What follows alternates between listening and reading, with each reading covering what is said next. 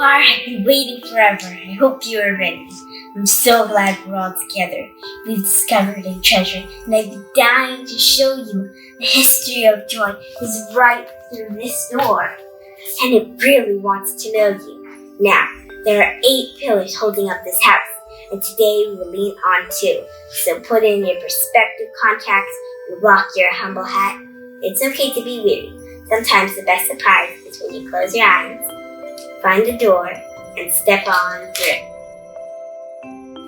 Wait! If you have piano, clap your hands. Fine, I see. Some of you didn't do it. Grumpies, you really didn't need to be here. Come on!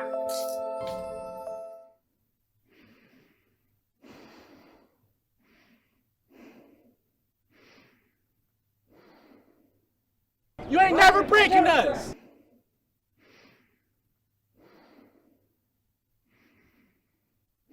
Will you love me on the other side?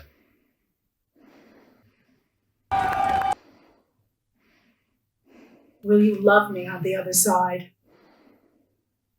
Will you love me on the other side?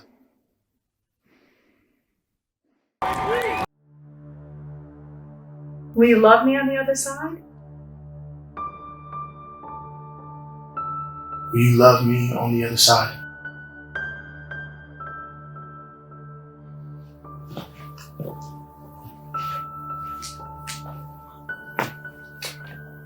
The muted sounds of our protest signs scream so loud they punch porous holes into the clouds. The east side of me prays for rain so we can delay this game indefinitely. The west side of me is always ready to ride for what I believe in. Regardless of where my spirit is currently residing, it seems to be such a beautiful day to chant our petition into the sky in hopes that someone who matters hears me. It feels like such a long time since we've been heard.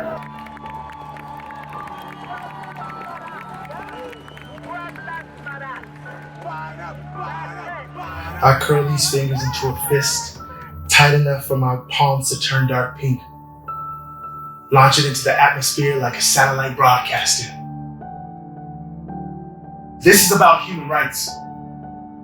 This is about fairness.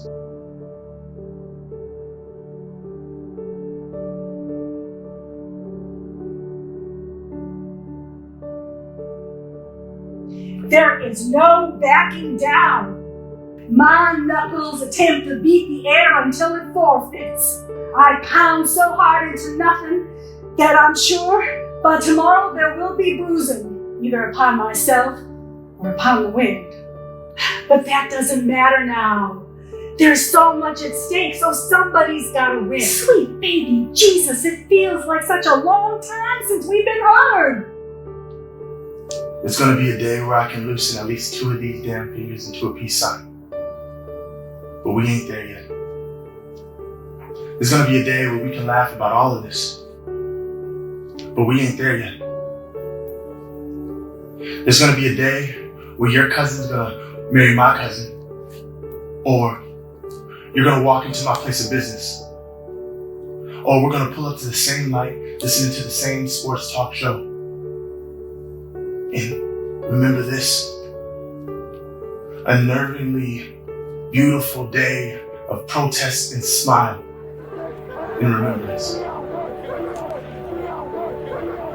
But guess what? We ain't there yet.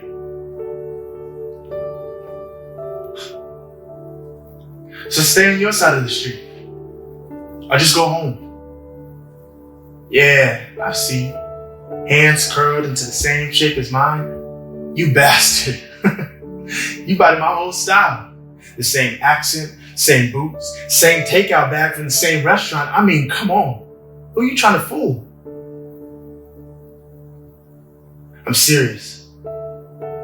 You don't want this smoke. I spent all 2020 getting nice and steamed. I'm a teapot you don't want to touch right now. Hey! I said, stay on your side of the street. And I'll stay over here with the same folk. God knows I'm on the side of right. right?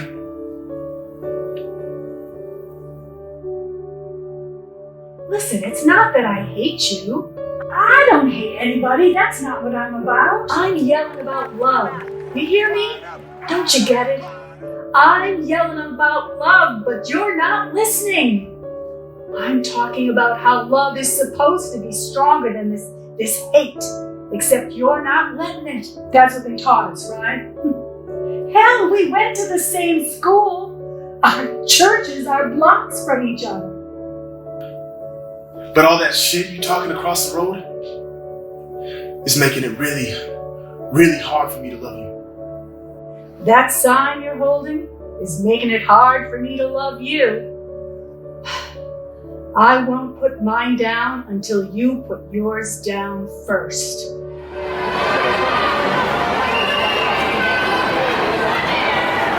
You ain't said nothing but a word, Big Bird. What you want to do, huh? I'm ready for whatever.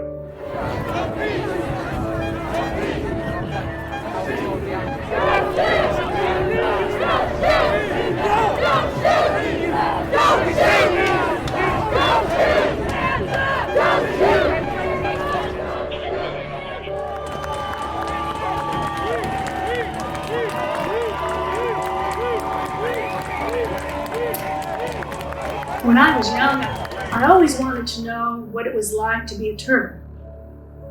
You know, to move patiently through the world while everything else is sped up. To be protected from any problem that might attempt to fall upon you. To have some place no one can take away from you to hide, no matter how many times life knocks you about. Life was always trying to knock me about. The world is moving at breakneck speed. A lot for better, but oftentimes it feels like the worst. And I have no shell. There is nothing out here protecting me. And that is so scary.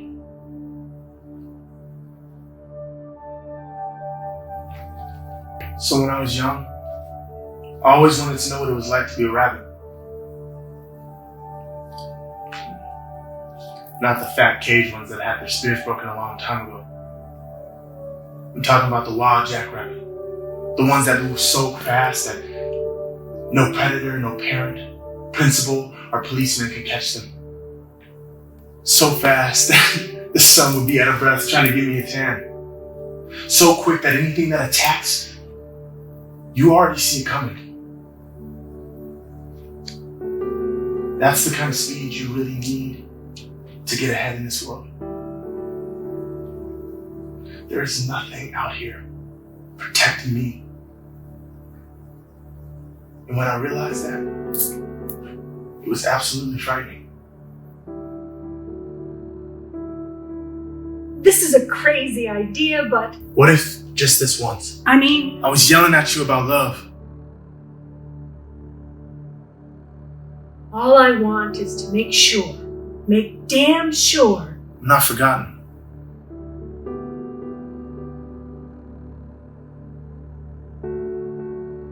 So on the count of 3? Okay, but I'm not going to stop fighting for what I think is right. I know. I'll do the same. We'll be part of this dance for a long time. But if you don't try to purposely step on my toes, I'll avoid yours. And we can have fun disagreeing until the song is over. Okay, until the song is over then. Who knows? Think about it. Arguing with you may be where a door lives. You are so corny. Are you ready? We'll meet in the middle. You ain't never... 1.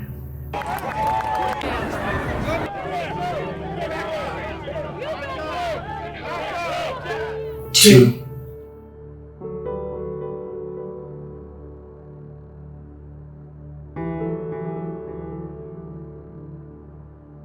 3.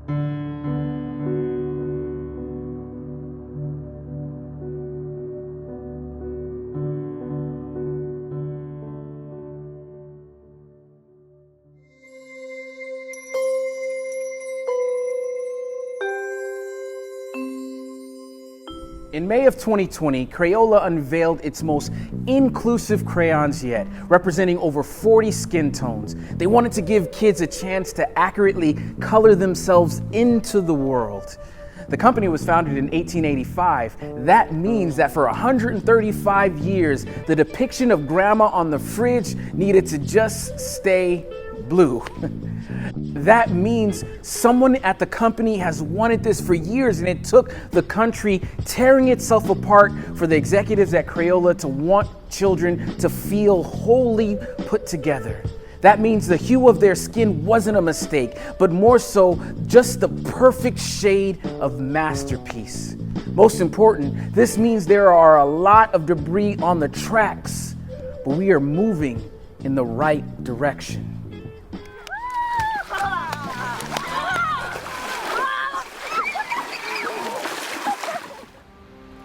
In June of 2020, the Supreme Court rejected the Trump administration's effort to end DACA, keeping nearly 650,000 undocumented young people safe from deportation. The collective sigh of relief, I am told, patched 2 small holes in the ozone layer. Scientists discovered that an extreme love for a person's family and community was the missing element on their periodic table. They discovered that when individuals witness an urban tribe's willingness to fight for the people within it, born naturally or adopted, it actually pumps more blood and spirit directly into the heart and lowers cholesterol levels. But most important, this means that as we are navigating these sunsets, there may be low visibility and a lot of drag in the sky right now, but we are moving in the right direction.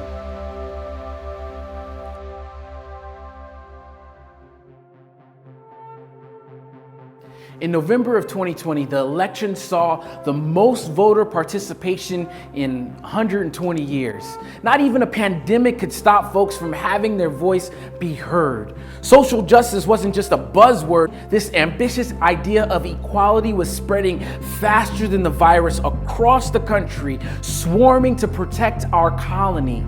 Whether or not you agreed on which circle on the Scantron your neighbor filled in, people were empowered to speak more than any other time in our history.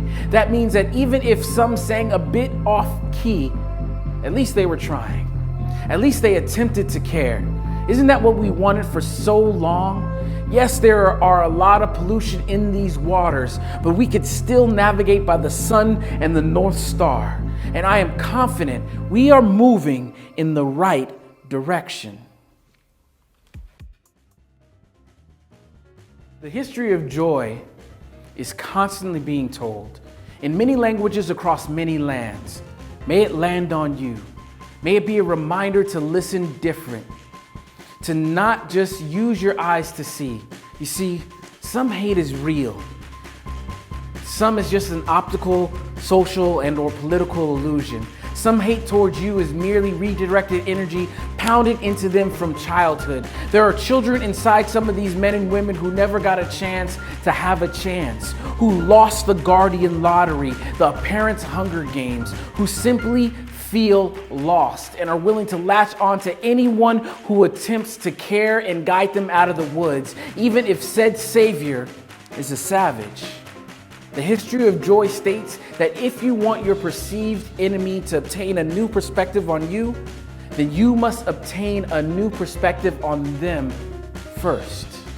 The history of joy states that you will never get through to someone who appears to hate you by appearing to hate them back. That external symbols are not spirit, that tattoos and totems are as temporary as the feelings that created them. Look past that.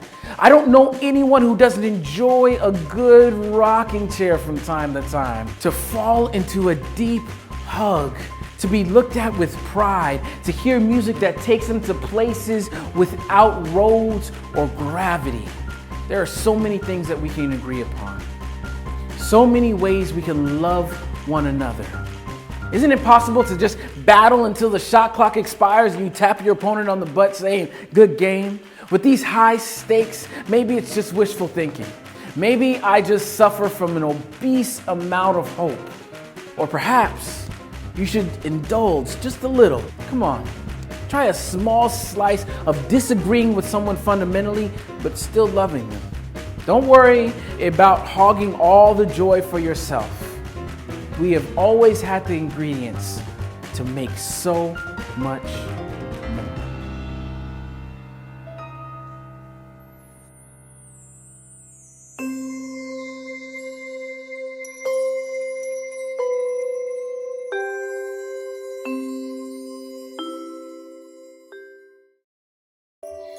We made it. It was so much easier to show you what the history of joy is about than try to explain it. I see you're smiling now. Almost seems like you're shining now. I'm so glad to have you on this path. Next, we will visit the pillars of humor and acceptance, 2 fundamental ingredients if you're serious about making joy last.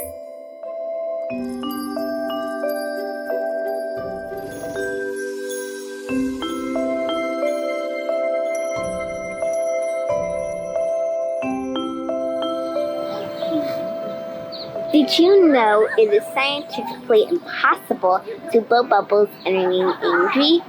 Imagine how many arguments you could avoid just by getting some bubbles at the Dollar Tree. Same thing goes for whistling, skipping, and splashing. Go ahead, try and put on your makeup. Splash in a bath. Whistle right before your next Zoom meeting. See if you're still sad. You're welcome. Now come on.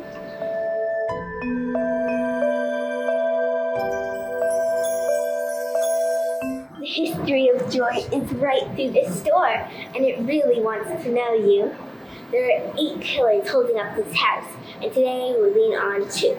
So put on your acceptance apron and turn up your humor headphones, and let's just see what joy can do. Wait! Knock knock. Venice. When is the store going to open? Not funny? Geez, you really do need to be here. Come on.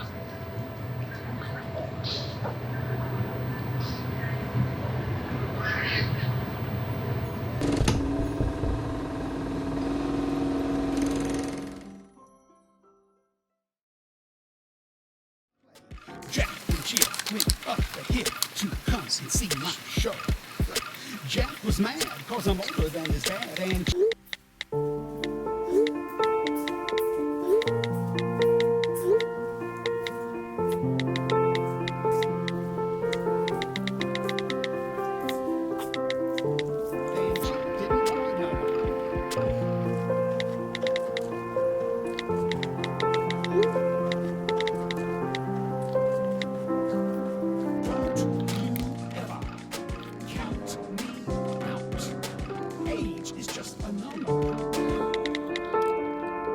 Dad, I only have a short amount of time between meetings, so let's make this quick. it's Sunday, Tommy. Even Jesus stopped to talk to his father from time to time. You telling me you're busier than Jesus? Jesus didn't have a mortgage and HOA fees. What is this? What are we doing here with the hat and sunglasses? I'll have you know, before you came up, I was working too. I'm looking crazy? That way you dragged me here to show me how senile looks on you? No, smart Alec. I have an upcoming show that I have to rehearse for. Are you going to tell me what's going on, or am I going to have to explain to Ezra why I had his sweet old grandfather committed? I am an upcoming famous rapper. Now deal with it. Stop playing, Dad. Really, I have to get going soon. What did you need?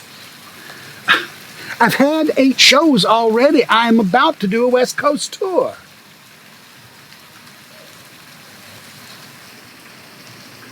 You're 75. You're not a rapper, Dad. I have what the kids like to call bars. You are not a famous rapper, Dad. You are Samuel Connell, retired high school English teacher and grandfather who is obviously not getting enough activities at the senior center I donate to. My last YouTube video got over 80,000 attaboys. Likes, I got over 2,000 buddies on FaceTime. friends, and it's Facebook. FaceTime. Never mind. You're not a rapper, Dad. Would you stop criticizing and listen? You only pick your head up off that phone long enough to half listen to someone and then you give a quarter-hearted reply. Now that is not how I raised you. Okay, Pop. I'm listening. You are a famous rapper. Tons of fans and women throwing their depends at you. What's your rap name? MCAARP? I'm gonna look you up. I go by the moniker Sam Satellite, broadcasting good times and good vibes. You dig? Dad, please don't you dig me. You want me to take you seriously, you have to speak only in old man from now on. Holy shit. Told you. How in the world did you get all these followers? These are bots, right? I'm not sure what a bot is. I know those are bangers right there. Dad, speak in English. Look, Thomas. Fine, I'll cut to the chase. I know you got to get back to making the next great self-driving blender. I told you so many times, that's not the type of engineering. What do you want, old man? Answer me this. Is it really such a chore to spend a Sunday afternoon with your father? Now you want to spend time with me? What about when I was a kid and I actually needed you? I was there. You were too busy with your geek friends to notice me. Great way to ask me for something, Pop. Call me a geek? You never showed an interest in what I was doing. Son, I couldn't begin to understand the things you were getting into, and you didn't have the patience to explain it to me.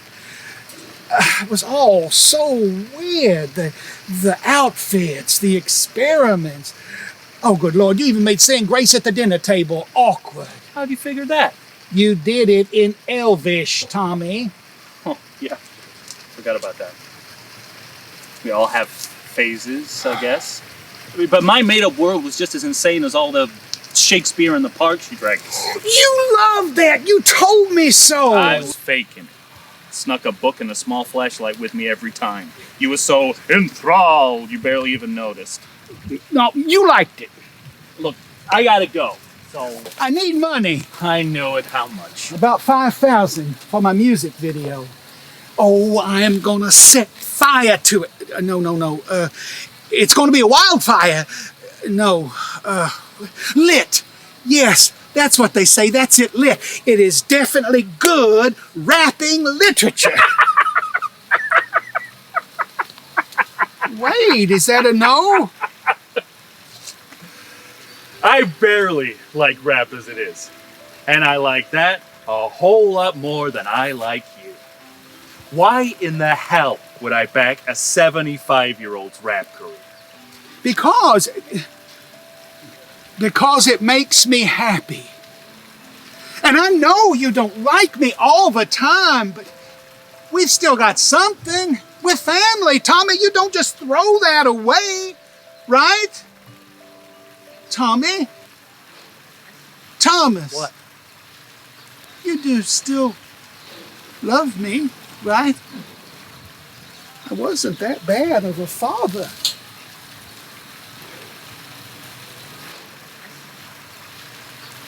I'm not throwing my money away on your rap career. But you had more than enough. That's beside the point. Just because I have it doesn't mean I'm going to set a match to it. Well, you wouldn't be spending it on rap. You'd be spending it on me. Besides, you owe me. For what? Well, I hoped it wouldn't come to this. But I knew I was dealing with a numbers cruncher, so I decided to do a little number crunching of my own. What in the world is... This, my doughy friend, is a list of everything I paid for in raising you, from diapers to the Dodge Intrepid I bought just before you went away to college. Unbelievable. Well, you better believe it, buddy. Now, this here is when you stuck your peanut butter sandwich in my VCR, and this here is the hospital bill. Right there it is. The hospital bill for when you decided to test how many Pop Rocks you could fit up your tiny nose. You can't charge me for that, Dad. We are family. It was your job to raise me. Well, what's your job now? Don't I deserve to be taken care of?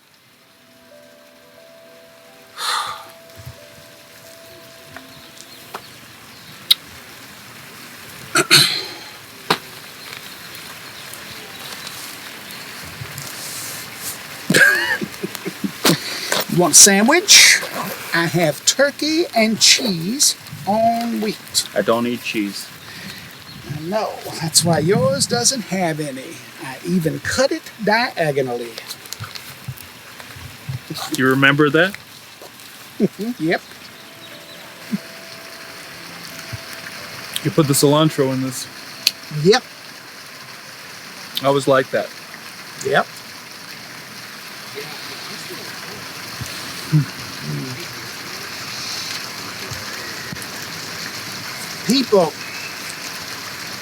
People enjoy what I do, you know. I give them a little rap singing and hit them with a few dance steps for my hip-hop class down at the Y. A bit of the old Sam Satellite razzmatazz. Fun fact, razzmatazz and rap don't belong in the same sentence. Not even in the same book. I'm worried about you. Me? I'm not the one wasting my time on a pipe dream. How can it be a waste if it's something I dream about? Wouldn't the waste be not dreaming at all? Still. You used to love the funny poems I'd write for you. I was a kid, didn't know any better. Remember the earthworm and the lactose intolerant queen? Yeah. I'm Benny the recovering disco dinosaur. You were so strange. Says the man I had to talk out of dressing like a Klingon for prom. Look, I'm the same guy I always was. I'm just putting my poems to music and expanding my audience since my son wants nothing to do with me or joy. I have joy. Prove it. Rhyme with me. You're joking. I most certainly am not. Do something fun just for no other reason than it's just fun. This is what I'm missing my meeting for. Yes, this is what's important. There are two things in a man's life of value: his work and his time. One is infinite.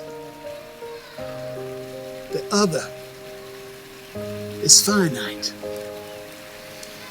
Now the question is what's on your phone how you really want to spend what little time we have left?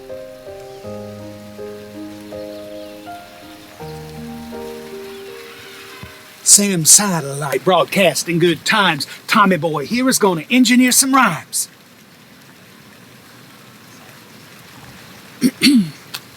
Sam Satellite broadcasting good times. Tommy Boy here is going to engineer some rhymes.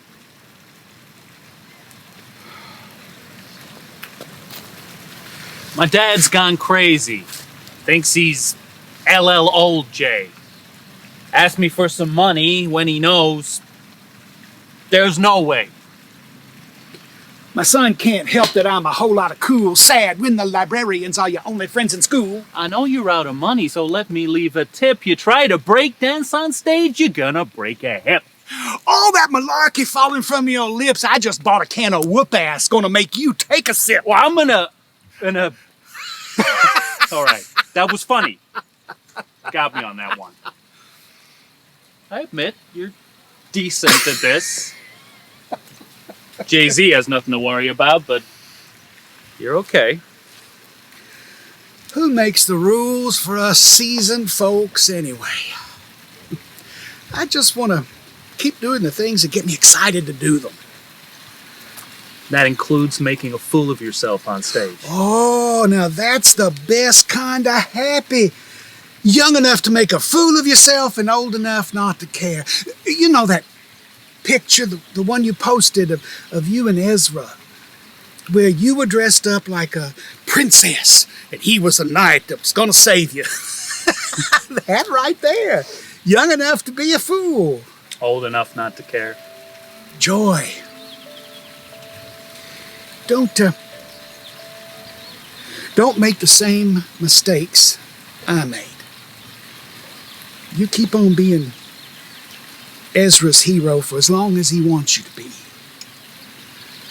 I gave up trying to get to know you way too soon. All right, Dad. I have to start a tally on how much I'm spending on my son. Oh, it pays off. I tell you, I play the long game. When do you need this money by? Soon. But I'll do you a favor.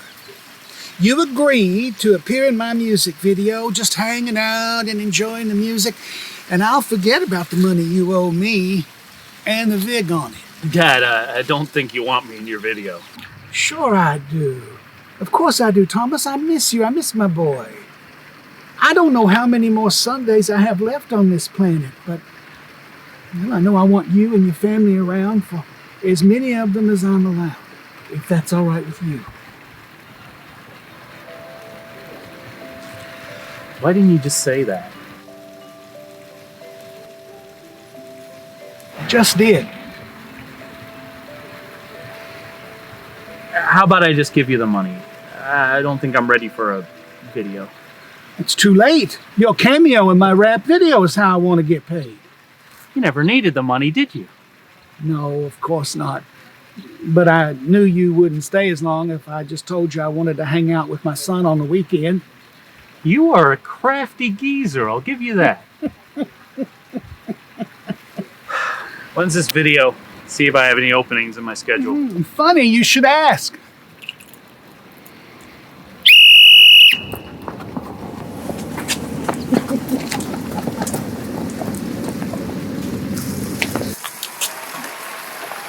All right, Sound Satellite, you ready?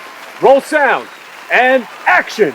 Yeah, it's your rap godfather, Sam Satellite here, bringing you good times and good vibes. Joy ain't over till you say it is. You dig? Don't adjust your dial. What you see is real, bringing you fresh rap. I'm a meal on wheels, wearing Adidas orthopedics. Ladies, wear your heels. Just call me bananas. I got so much appeal.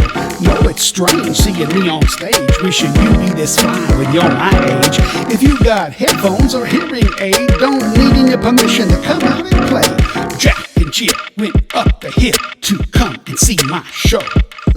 Jack was mad cause I'm older than his dad, and Jill didn't want him no more. Don't you ever count me out.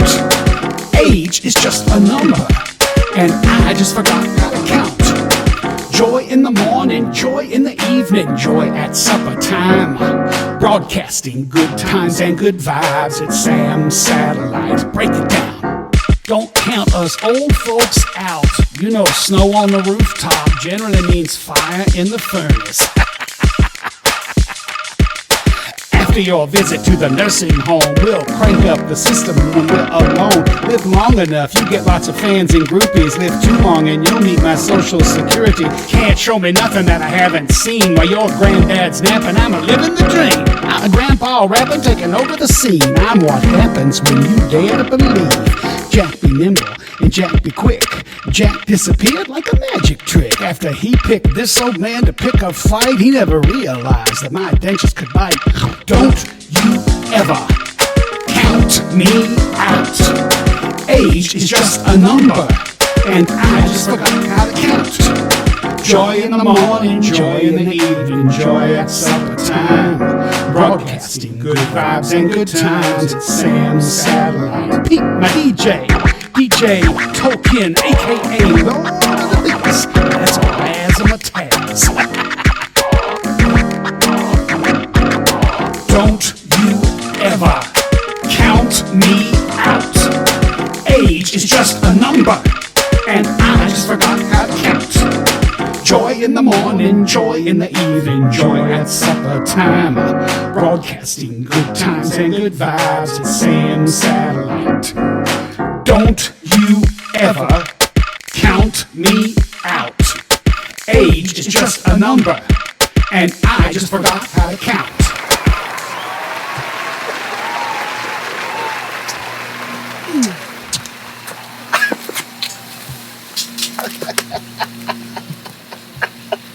I like Sundays. Me too.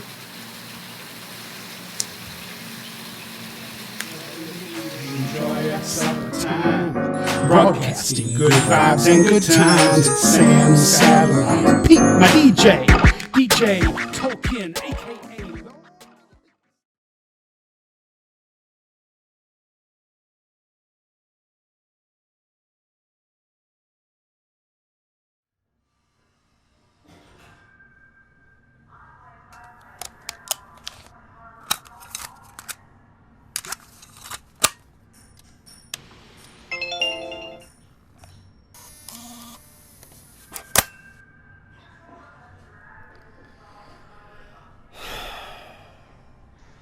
take a seat.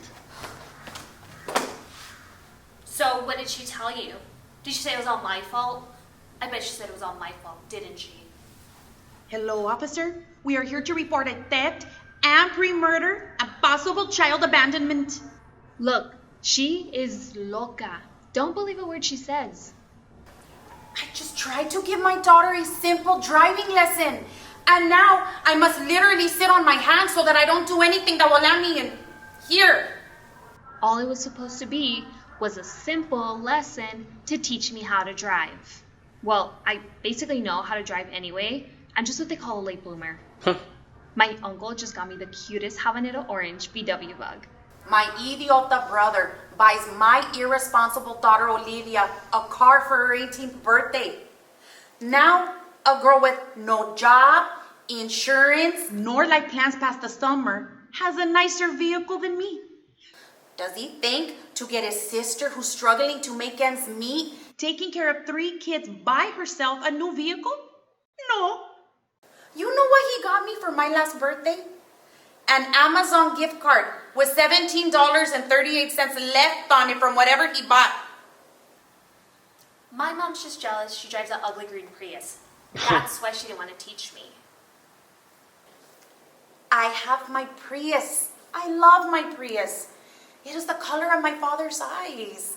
And I think of him every time I get in it. Bought it myself. And ever since, the kids have not had one French fry or mazapan inside of it. I told her if she didn't teach me how to drive, well, I basically know how to drive anyway, but if she didn't teach me how to drive better, I was gonna live with her forever. So, next thing I know, we're in her Prius and I'm finally behind the wheel. First of all, how are you going to operate a 3,000-pound vehicle when you can't even find the seatbelt? She's yelling at me to put on a stupid seatbelt, which I couldn't find at first because I'm totally used to being on the right side of me. Then she's screaming, 10 and 2, 10 and 2. 10 and 2. Simple. 10 and 2. I'm like, that's when they had the Fred Flintstone cars back in her day that you push with your feet. Now they tell us to put your hands towards the 9 and 3 because of airbags. Did you know they got rid of 10 and 2? They couldn't tell anybody? They're just gonna let everyone over 30 drive dangerously? Qué pendejos. Then she called me an airbag, so I left the car. It took us 30 minutes just to leave the driveway. I checked my mirror, hair, and makeup, and made sure my phone was charging and that I had no important text messages or anything like that. Okay, I'm getting to it. I tried to do a quick Insta story because I wanted to be safe and not Insta and drive, but my mom was like totally pouting and complaining, so that was a fail. By the time we do get on the road, she is driving 10 miles per hour and screaming like we are at Magic Mountain. I was like, ah! I felt like I was going 40 on a residential street. She was so slow. I swear, as she was driving, I got out of the car, tied my shoes lightly, jogged, and caught up to her before she got to the stop sign. I picked up the speed, and things were cool for like a second. Then she hears her phone buzz, and she swerves to pull over to check it. I got an urgent text message about a homework assignment. We were downtown at this point. She doesn't even know who the text is from or what it is about, but she had to stop. And so, being the responsible young lady that I am, I pulled over carefully and handled my business. Took my beautiful, almost new Prius and slammed it against the sidewalk. I scraped her stupid plastic hubcaps a little on the curb. Un poquito. Screech! Screech! Just a little. It sounded like eagle claws scraping against a tin roof.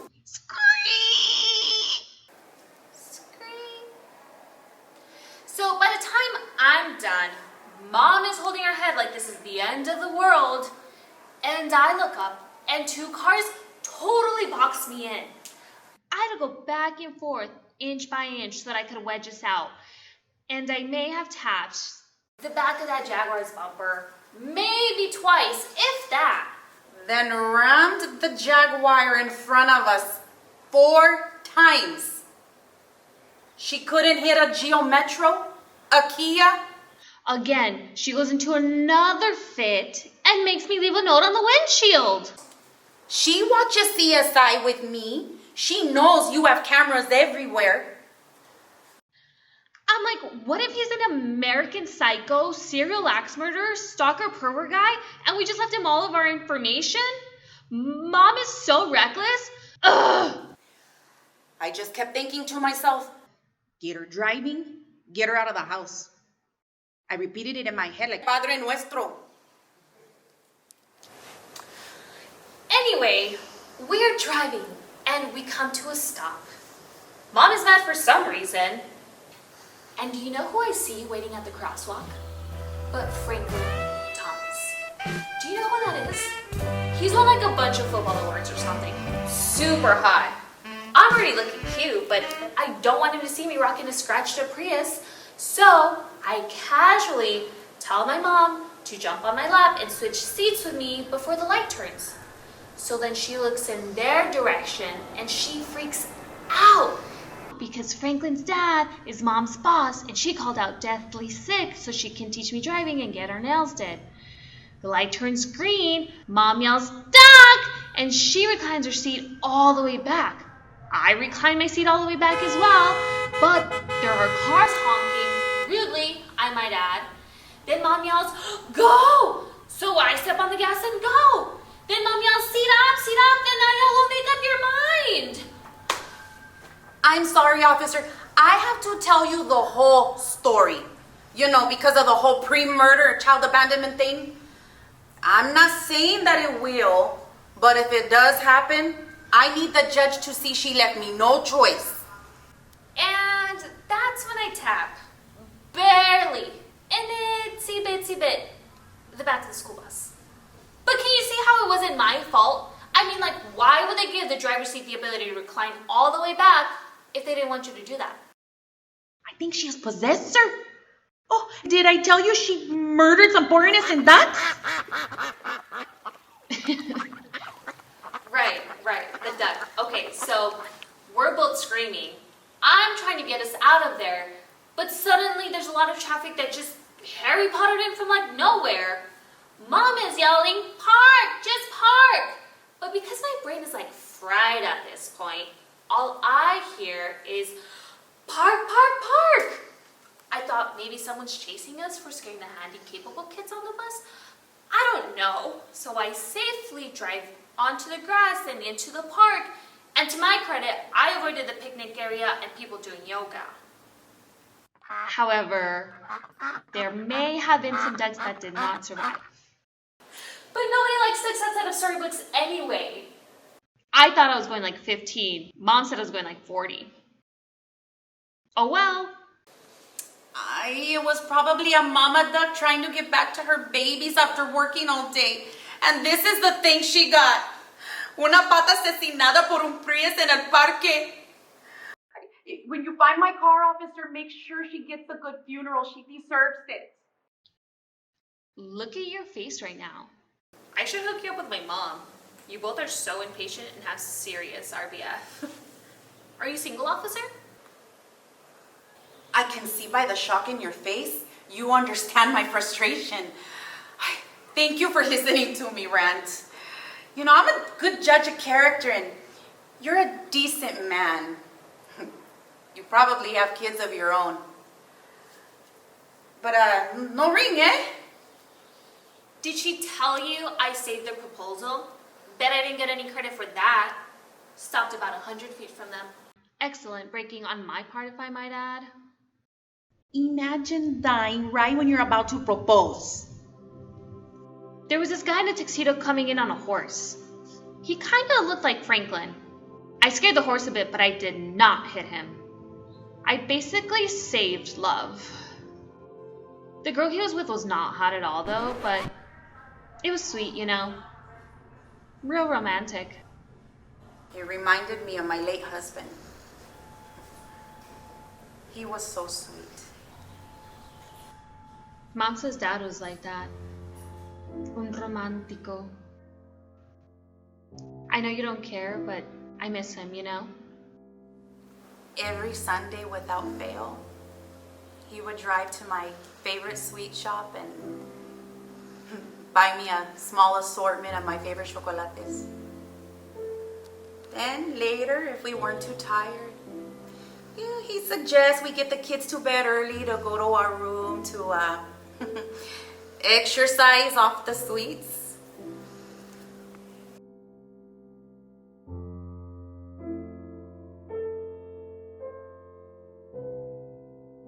Long story short, After the proposal, Mom suddenly yelled at me to give her the keys. I said, how am I ever supposed to learn if you don't ever teach me the correct way? Legitimate question, right? She loses it again and comes around the other side to pull me out. She raised me to not be a quitter, so I locked the doors. I checked my mirror, hair, and makeup, checked any important posts that I may have missed, put it in gear, and drove Through the park and to the street. I know that was kind of mean, but you should have heard all the things she was calling me, her own daughter. So I thought maybe she needed to run it off a bit. I know exercise always helps me feel better. Once we got back to the street and I Finally let her in, and she wouldn't say a word to me except for home. Rude. By the time I get in, I am thinking of possible alibis for when her body goes missing later tonight. It's like, do a person a favor, jeez. This day reminded me of how mad my mother used to get with me.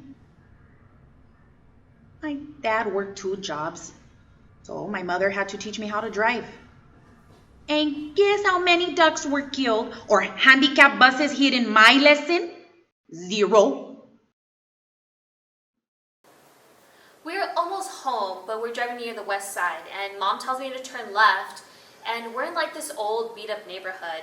She tells me to stop, and we're in front of this Old yellow house with white trim. It was cute, but the neighborhood was so not. So we are driving. And all of a sudden, we are in front of my mother's house. I have no clue how we got there. It had a huge orange tree in the front with too many oranges.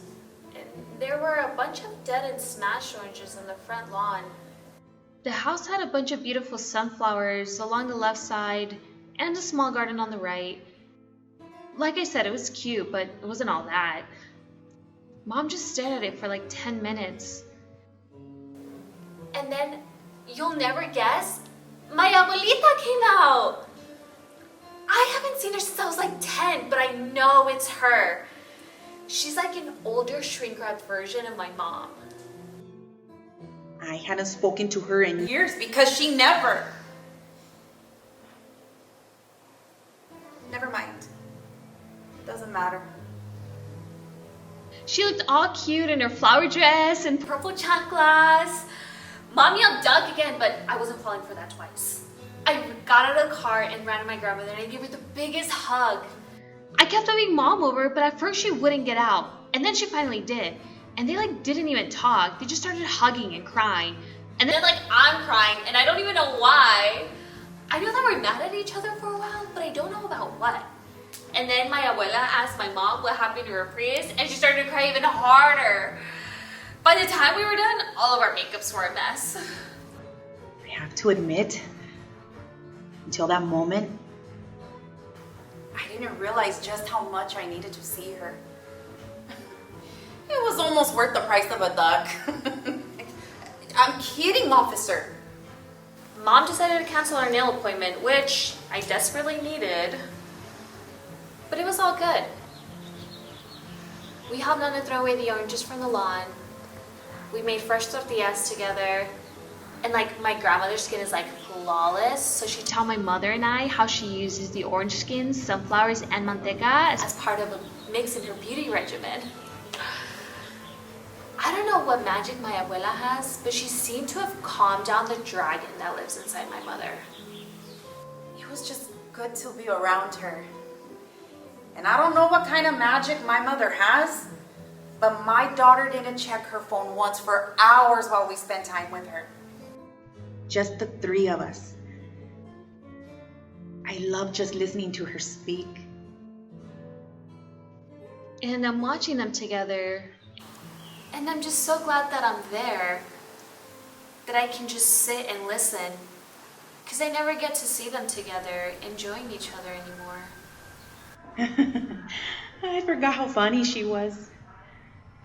Or maybe my mom became more funny now that she didn't have to take care of us. I wonder if that's what I have in store for me. Once I get baby Satan out of the house, of course. Although I do remember, just before we left my mother's, I was thinking, you know, if Olivia decides to stay around a couple more years before she takes on the world, it wouldn't be that bad. We always have to be so strong to prove something. And here we are, just the three of us, just being us. Laughing, no judgment. And I miss that, you know? Thank you. But then we tried to leave. And guess what was missing? So that's the story. That's my report. Can you help us? Because if you ask me, the one mistake I made was that I left the keys in the car when I went to hug my grandmother. But my mom didn't notice either. It was all emotional, you know? I mean, is it my fault my abuela lives in the hoodiest of hoods and someone with no taste stole a beat-up green Prius with the duck lodged in the front? Okay, well, maybe the car part is on me, but I just wanted to learn how to drive my cute VW bug. Is that so wrong? I cannot win with her. I have never had a disaster of a day like today. When you go and finish my mother's statement, can you tell her I'm very sorry? And that today... Don't tell her when you interview her. I don't want her off the hook. But today felt like it was really, really good.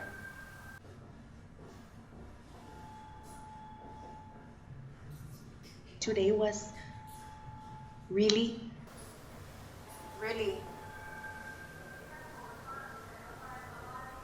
special.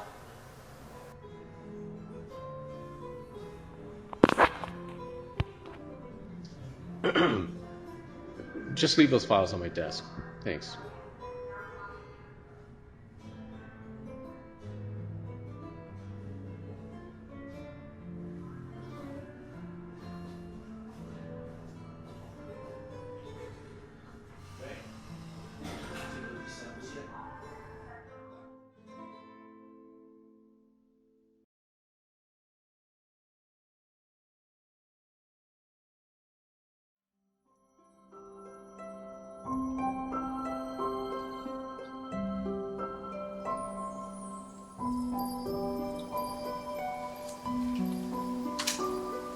Hungry?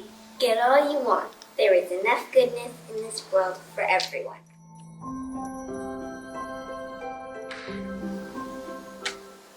I'm so glad you're back again. I hope you had some fun. As you can see, joy is not just laughter. Joy could be just taking the time to understand someone. The next pillars we will see are the pillars of forgiveness and gratitude.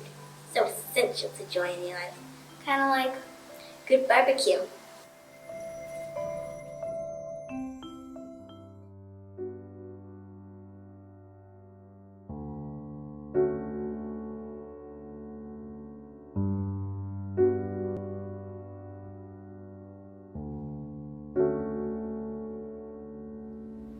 It's not easy getting hurt.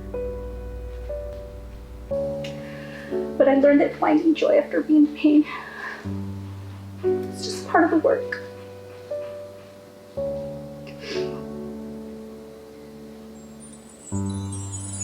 Everything that lives under the sun grows. What the sunflowers don't tell you is how often sorrow can also come along in doing so. So, we must forgive and show gratitude for all the bothers that eventually make us better. All the disappointments that we don't realize really defines us. Honestly, when is the last time you gave a kiss to the divine us?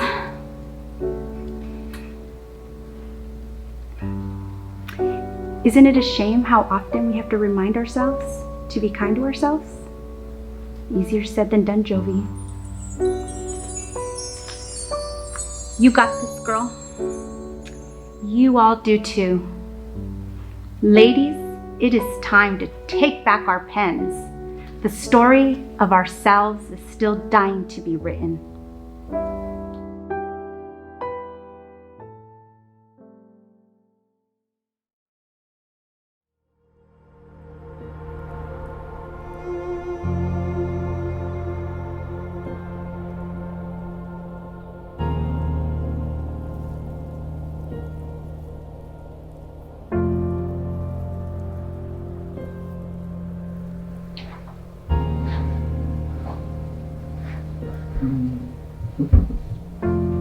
Hey, I love you. Lord knows I love you. To the moon and back. I love you. Hey.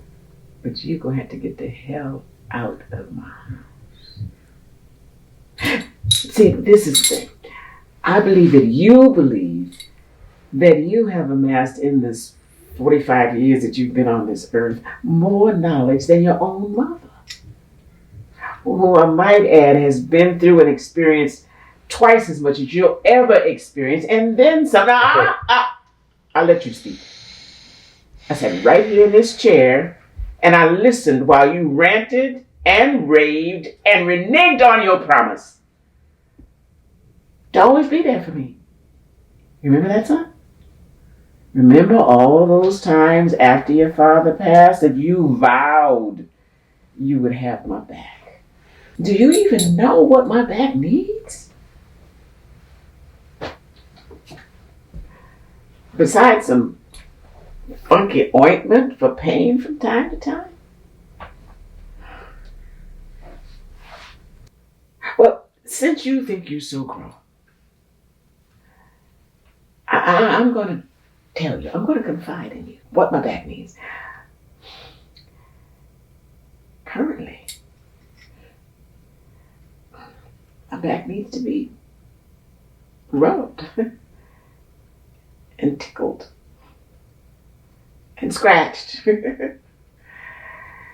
and held on to for dear life while I pour 70 plus years of good experience into the unsuspecting body of some man who deserves to receive me. Yeah.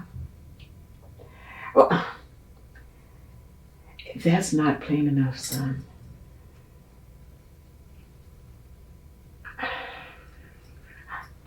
I need sex.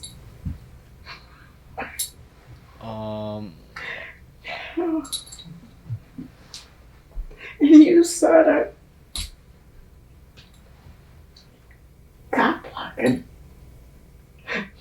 Don't get me wrong. Don't get me wrong. I need companionship. I want to be loved.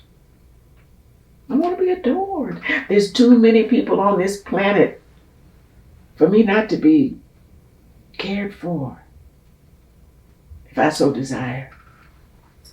And you better believe your black behind, son. I do desire.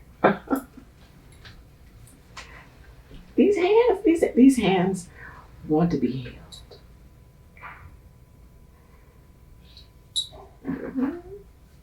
Now that they're not so busy.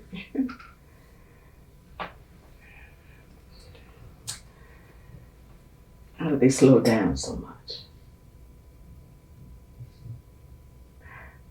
I know this is hard for you to take in, especially since you view me as the virgin matriarch of the family. But let me assure you, young man, you and your sister did not get here by Immaculate Conception. I still got a fire kindling in my inner kitchen. It's time for your mama to get out here on these senior streets and see what's cooking. And since you seem to think my role in life is solely to serve you, I'm going to have to ask you to kindly leave my damn house until you gain or borrow or buy some good sense and apologize for attempting to steal my joy.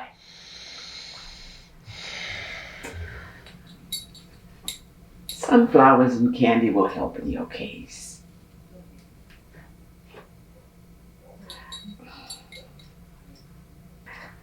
I know this is hard for you to watch or take in, but my life is not dependent upon the good opinion of others. And I'm not allowing anybody's opinion to determine my life, today or from now on. I buried all that with your daddy. But I am not allowing anyone, you or your sister, to steal my joy.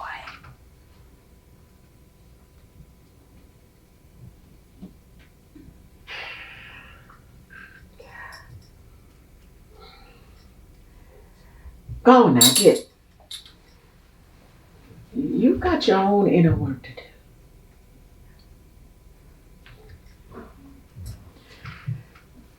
Let me work on mine.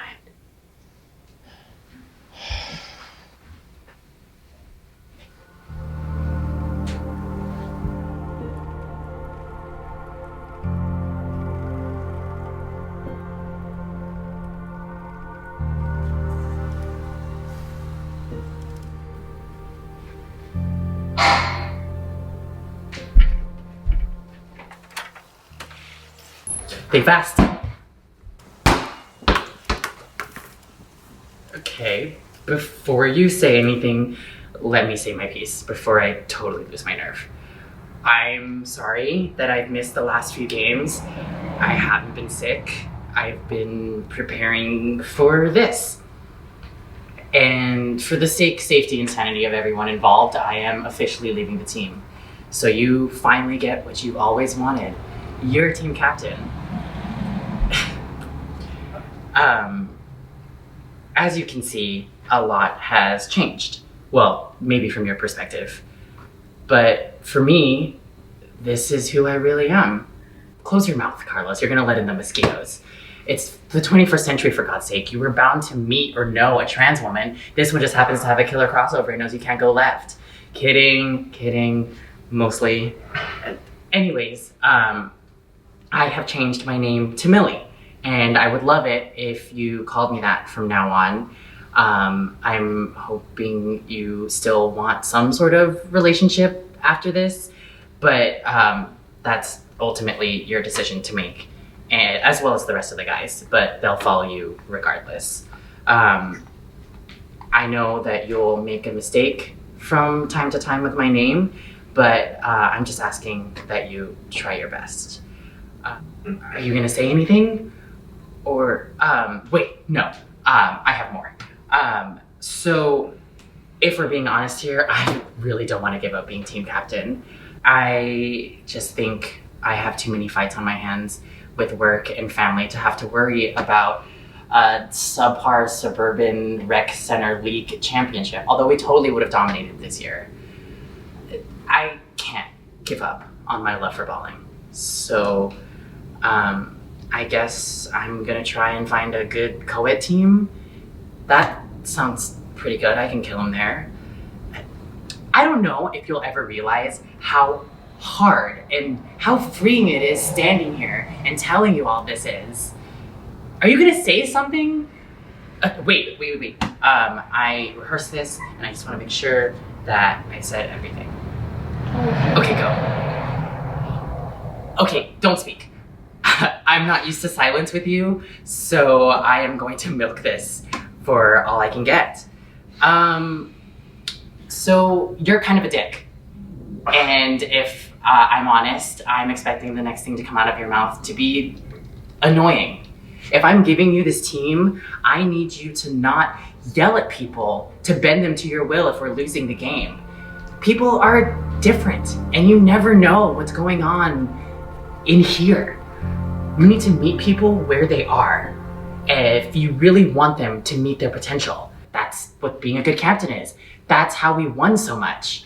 With you, I have to match my assholiness with your assholiness. With Miller, you have to take him aside and encourage him. And Toby, we all know Toby isn't the brightest, so you have to be very literal with him. You can't just shout out abstract shit like, come on, man, or let's go. Got it? If you're gonna be in charge now, you can't always take people at face value. Sometimes people are going to portray the image of who they think people want them to be. If you give them the grace to be themselves, if you just give them the time and space to find who you are, they will show you the best that they can be. And I can tell you from experience, as scary as this is, as afraid as I am of the next words that are gonna come out of your crummy mouth, if people are free to find who they are and express it, that's a joy like no other. You get it. Put it this way. It's kind of like when I'm feeling charitable and I let you win a one-on-one game. That feeling times 100. I'm kidding. Mostly, I have let you win several games because you play better with an inflated ego. That being said, okay, Padawan, one final test before you're ready to be called captain. Take the pebble from my hand, and the team is yours. You don't, and I'm giving it to Toby, and nobody wants that. Listen, I'm sorry for springing this on you right before playoffs, but I will never be sorry for who I am again. So now it's on you. Check. Ball up, baller. Dude, are you gonna say something?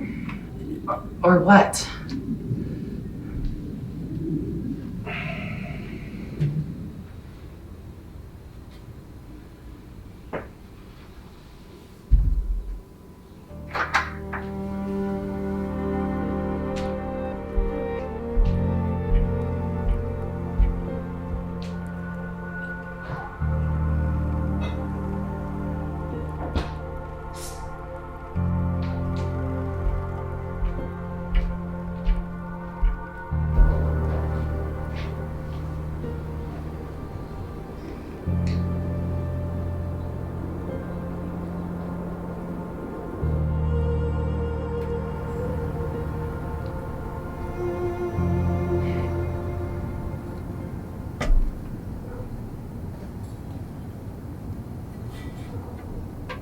Listen, you didn't ask to be here, and I never asked you to arrive, but I'm thinking maybe it's better if you left. This is so morbid. What are you doing, Abby? I was just getting better. Just getting my body back, getting some time back. Lily is in elementary, and I feel like I'm breathing again. Like I'm not the worst mother of all time. Maybe only fourth from the bottom, and I'm okay with that. I was getting okay with that. And then you come riding in on a cloudy tequila haze of a fantastic New Year's celebration, and now, as adorable as I know you're gonna be, I may have to ask you to leave and forgive me at the same time, because I'm not sure if I can't be a mother again. As much as my family will hate me, especially Carlos with his dreams of having an entire NBA team pop out of my vagina like his abuelita. These aren't those good old days, Carlos. Women have ambitions and dreams and careers that exist outside of their bodies, and they have fucked up thoughts in their heads after having babies that you expect them to just bottle up like your precious abuela.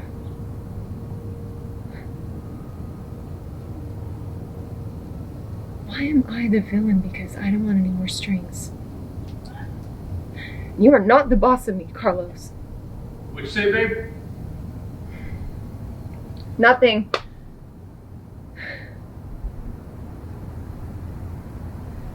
Actually, you know what?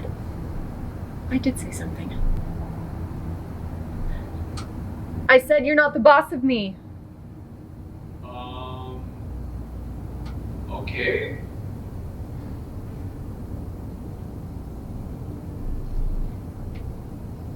I can never tell you, Carlos, what I'm thinking of doing. You wouldn't understand. You never look at me the same. And you, I need you to know that this isn't your fault. God just gave you to the wrong person, or at the wrong time. I know leaving is a selfish thing to ask, but one person's selfish is another person's act of freedom, of self-love, right?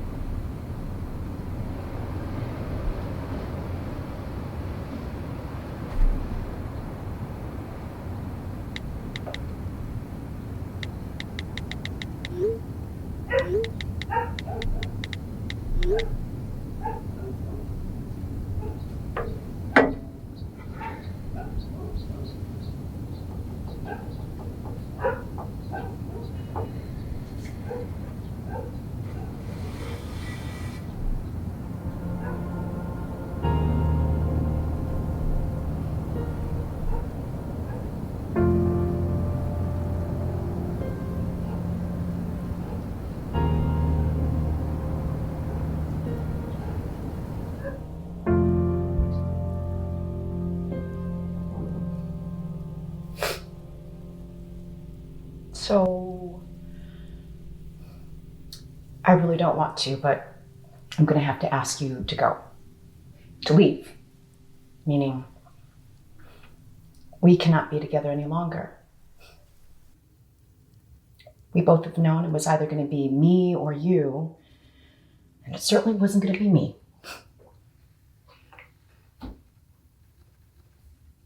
I will miss you.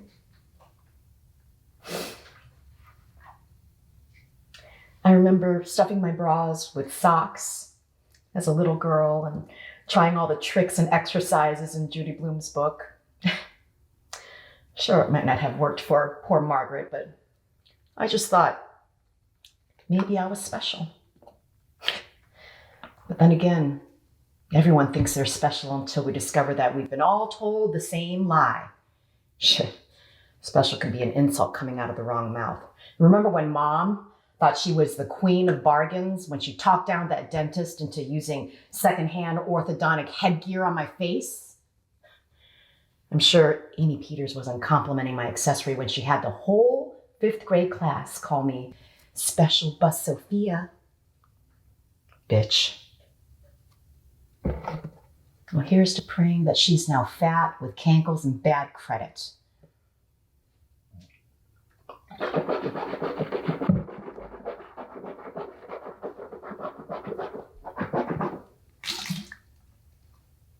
Don't say that, Sophia. Be nice to the spirit of that former 5th grade bully heifer. She's special. Even my cancer isn't special. If I hear one more person come up to me and tell me how their cousin, their auntie's ghost, or their neighbor's dog went through cancer, I'm just gonna... This is mine. As scary as it is, this is my pain to overcome. For better or for worse, I mean, I hope it's not for the worse. I'm getting off subject. This isn't about me. This is about you two. And today is the last day we're going to be together. So I wanted to formally thank you and tell you it has been a wild ride. Thick and thin, skinny boys' mouths and awkward hands, from sports to push-up bras. We've been through it all. I don't know what kind of woman I'll be once you're gone. The breasts or not. For damn sure, I'm still gonna be a woman. A strong woman. A good woman. A special woman. Oh, I didn't tell you, you remember Bobby, Laura's husband from work? Well, in honor of you, he's gonna tattoo purple lotus flowers in places where you are. I mean, were. You get it.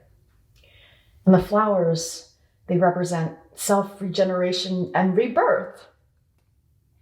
Not that I think you're coming back. Or do you? Well, I did kiss that iguana during that particularly intense and, dare I say, steamy round of 9th grade Truth or Dare. Maybe, Sophia, you have a little lizard in you and we could grow these ladies back.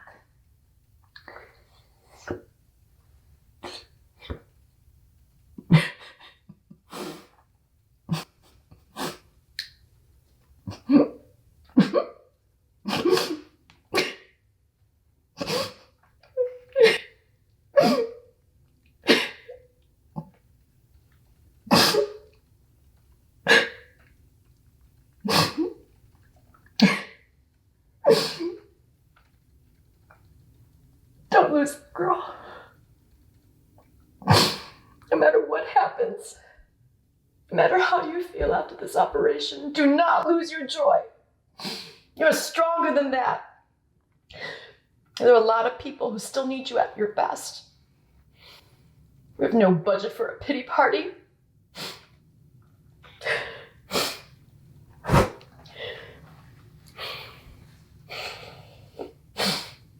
Okay.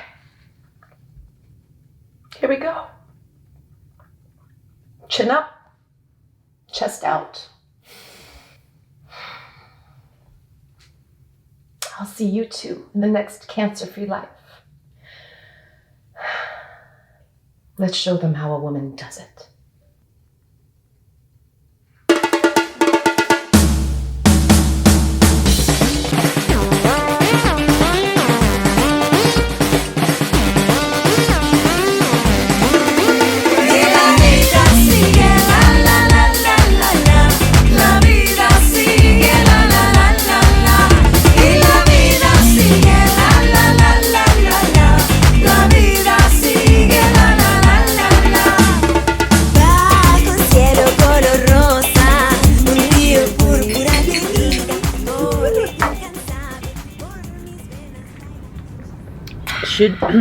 Should you be doing that in your condition? We love you, Millie dear, but respectfully, mind your business. You're still a rookie to this club. Besides, I only needed to take a little sip. Now it's orange soda for the rest of this decision. Okay, before we bring out the food and really dig into our mess, who, besides me, has something to profess? I kicked Marcus out of the house today. Ooh. Well, I damn near held a full-fledged funeral service for my breasts. I came out to your husband. And my faith, motherhood, and morality are all being put to the test. Salute. Joy.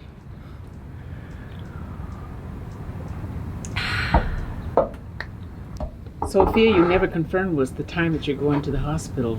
You want us to go with you, shouldn't I decided to go alone.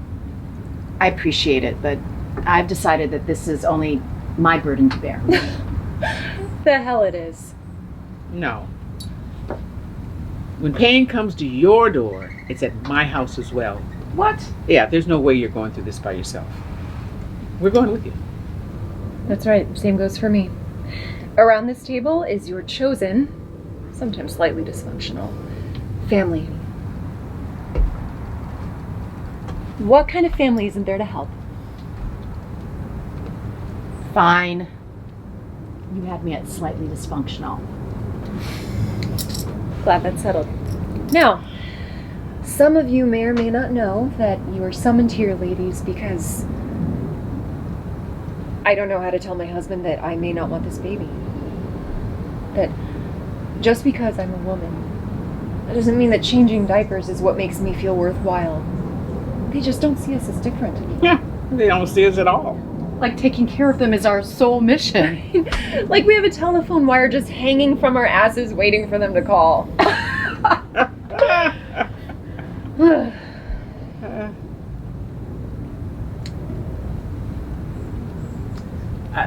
Like you said, I'm a rookie at all of this, so I should just sit and listen. Sweetheart, you have every right to your feelings just like we do. There's no reason for you to hold back on anything. We're just as new at this as you are. We're old school. You're going through what you're going through. We're going through what we're going through. And we love you for your beautiful, beautiful spirit. That's the light we connect to. The only reason I could hold a meeting like this is because women like you, all of you, are what give me strength. No. Carlos and I were raised to believe that people such as yourself are opposite to God's will. Who really knows if that's true, but to deny you or what you're going through would be to deny love, the strongest part of my faith. I could give less than a damn about what anybody thinks or cares or talks about. The only thing I care about is on my application for friendship was, can you laugh at yourself and can you drink? I can drink. Yeah! Prove it! Girl, we are saying bon voyage to these cancer-filled breasts, an ill-placed penis, or anything that gets in our way of us taking a full, deep, and joyful breath. Salud! Joy! Seriously, girl? Seeing you stay mentally together amongst this big change, I feel like there's nothing you can't do. My only advice? Hang on to that Wonder Woman sense of badassery. Looks really good on you. And don't let me get you taking any shit, not even from us. Yes, ma'am. Well, now that we're all nice and loose, what am I going to wear when I go on this date to cover all this good cooking that's filled up this caboose? I might have something that you could have. I mean, I'm not going to need a lot of my tops after the operation, so you'll have plenty to choose. Oh, bless your heart, honey. Even when I was a light, airy hummingbird, in those days I had more curves that would fill up anything that your little itty-bitty self could wear. I'm sure. I'm sure whatever you wear, you're gonna look smoking. Mm-hmm. Well, I gotta be careful with these old antique fellas that I'm gonna be attracted. I don't want them to be so attracted that they croak.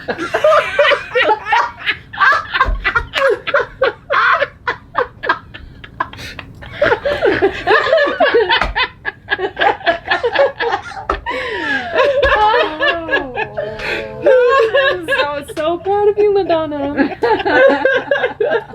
Be proud of me, honey, once I get a little action. Oh. Okay.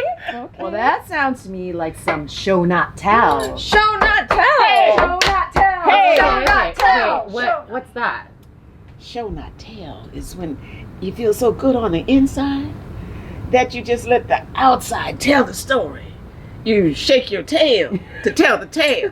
Show not tell. Show not tell. Show not tell. Show not tell. Okay, Miss Madonna, you better show them retired roosters what they messing with. Show not tell. Show not tell. Show not tell. Show not tell. Show not tell. Show not tell. Show not tell. Show not tell. Show not tell. I'm so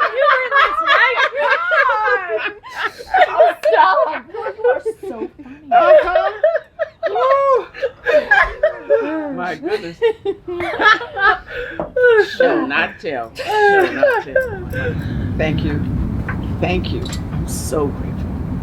I thank you all. Truth be told, I'm scared. Young lady, you have popped out whole big-headed babies out of your body. What have you really got to fear? Well, when you're right, you are really right. Ha! Speaking of children, you decided what you're going to do with your little nugget?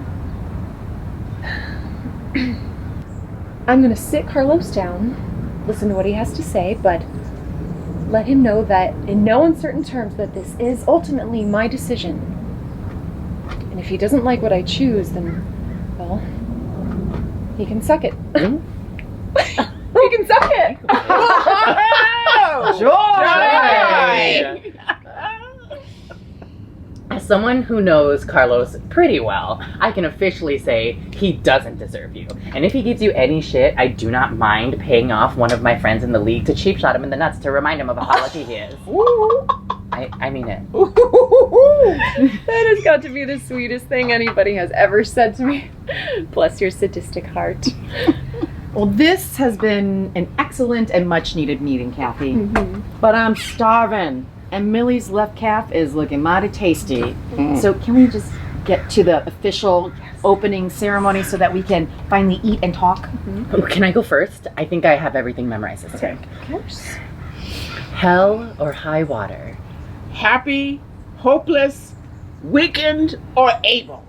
I am honored and privileged to know the powerful women around this table. We will always seek joy. We will always choose love. There is nothing we cannot make do or get through. As long as I have you. As long as I have you. As long as I have you. As long as I have you. Cheers, ladies. Cheers. Joy. Joy. Joy. Now let's get some food. Okay, please. come on. My God, I'm starving. Ooh. Girls, I'm so hungry. Yes. I'm hangry. Okay, I brought us all a charcuterie. Yeah, some good cheese and crackers over here. Did you cook it at home? Oh, wrong. I think you know. I'm learning how to cook now. You know, when you're on my transition, just be like second hand. But cooking is natural. So fun. That happens right after I stop cooking. Oh, wow.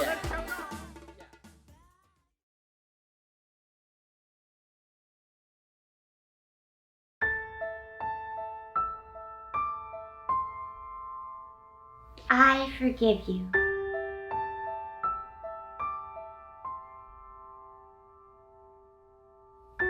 I forgive you.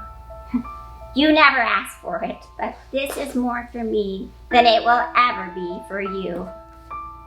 There is no emotional, physical, intellectual, or tactical advantage to holding on to hate or resentment. So I decided a long time ago to not forget who you are or what you have done, but I have decided to forgive you. However, do not let this small voice, frame, or moment in time confuse you. I will thoroughly and unapologetically stand my ground and make your earth quake if again you ever try to test my foundation. On the day I forgave you, I figured a party was in order, sent a formal, scented invitation to myself and no one else. There is no need to mansplain to me the ratio of people needed to constitute a party. Just be comfortable not being in control and having say of this portion of my life. Or no, doesn't really matter anymore. Understand? I forgive you. This is a ballad of goodbye, sung to all the times I cared about what you thought of me, Not holding on to the weight of your insecurity is the fastest I have ever shed pounds in my life. There is now helium in my knees, breath back in my lungs. Shield your eyes from the sun if you wish to see how high my ambitions take me. Or not. Doesn't really matter anymore. You see, I forgive you. I do not need to compete with you on your version of success. I define my joy. I am a woman of worth my weight in love. Te amo every pound, curve and crevice. J'adore every wrinkle, mole, or misshapen. Whatever. Do you see the sequoia-sized smile on my face? It is the ancient and culturally universal symbol of whatever. I am whatever. What I decide to do with my life is whatever. Forever.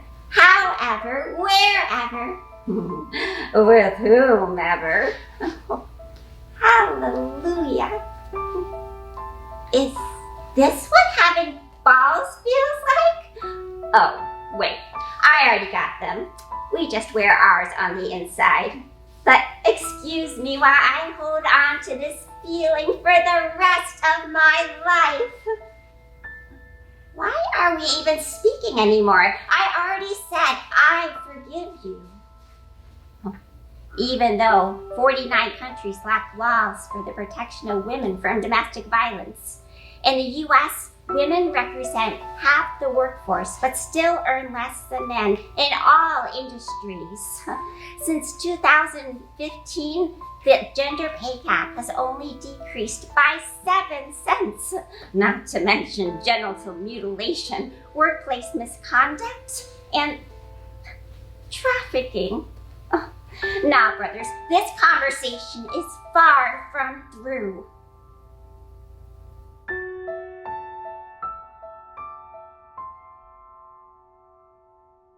I am not forgiving you because you deserve it, or that I'm afraid, or that I want to relieve you from any guilt, remorse, or burden that you might have experienced because of your actions. I am forgiving you because I am too strong to hold on to this anger anymore. I'd rather pick up passion, strengthen my vocal cords, tend to the scratches on my skin so that the record of time does not fall and skip on repeat. Let the record show I ain't forgetting shit. I am a fierce advocate for the women who have come before and those who will come after me. However, so I could move forward on a particularly gray day in July, I decided to forgive you. And I forgave myself and a bunch of other people who I allowed access to the light I was born with. The home in which a woman's spirit claims as her own should never, ever come with a dimmer. There is not a day or a reason on this beautiful planet she should ever not choose to illuminate.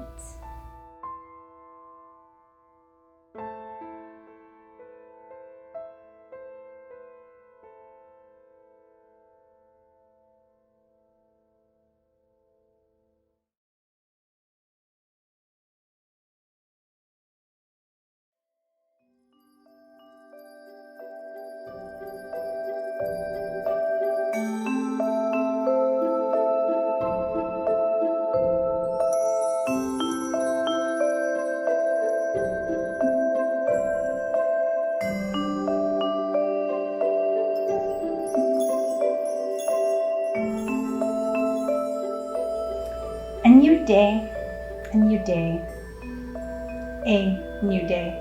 Sometimes you just have to remind yourself to get to that new day.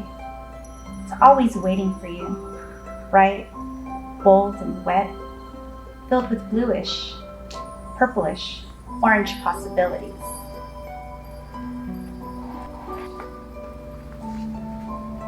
Next time we meet, we will swim in the ocean of compassion and generosity.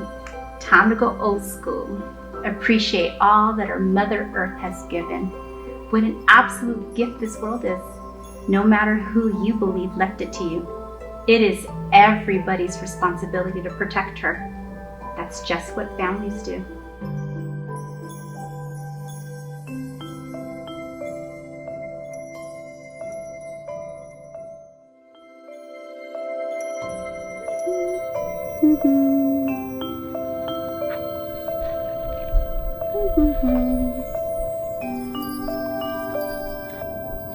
Often, a problem seems so big, feels like it's gonna swallow you right up.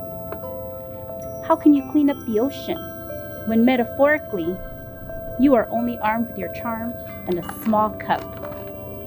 Sometimes you don't need a large amount of assets or an army to make a difference. Sometimes you just need raw determination and a worthwhile mission. You just need the right combination of compassion and motivation, a strong cocktail of generosity and inspiration. In other words, ladies and gentlemen, and all the beautiful expressions that Mother Earth has given us, you just need to really look at people. Look out into nature. Imagine how wonderful this earth can be, and actually, just give a shit.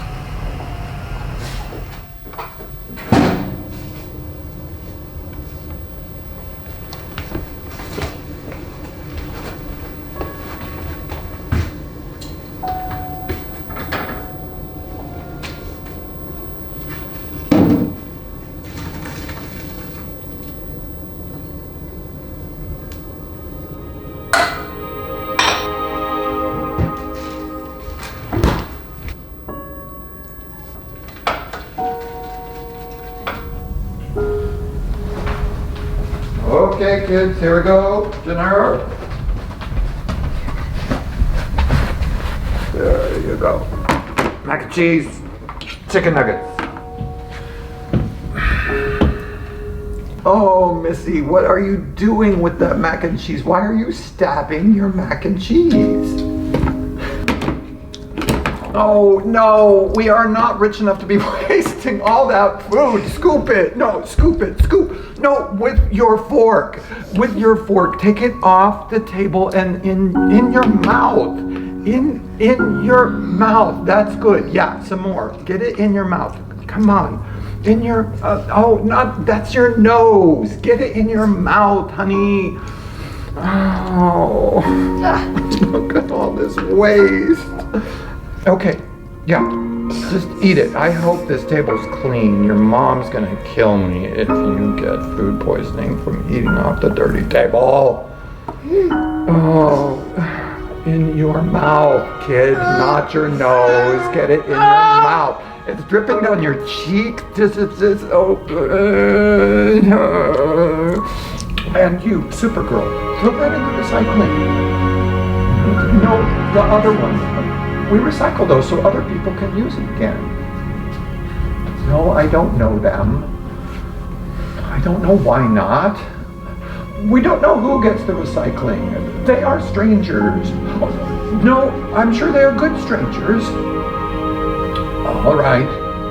If you finish your food and put on your PJs, anyone who gets our recycling can come to your birthday party.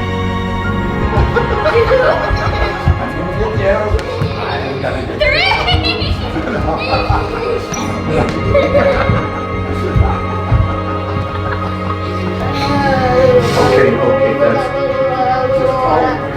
Spit, come on, spit. Spit. Okay, come on, spit. Come on. Oh my gosh, look at you. Look at you.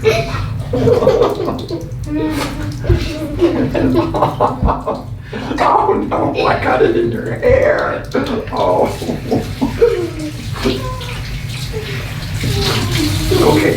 Okay, yeah, wipe your mouth. Come on. There we go. All right, out, both of you. Yeah, out. That's it. That's enough wasting water. That's enough wasting water. Out, both of you. Careful, Missy. No, just leave it. Oh. Oh, shoot.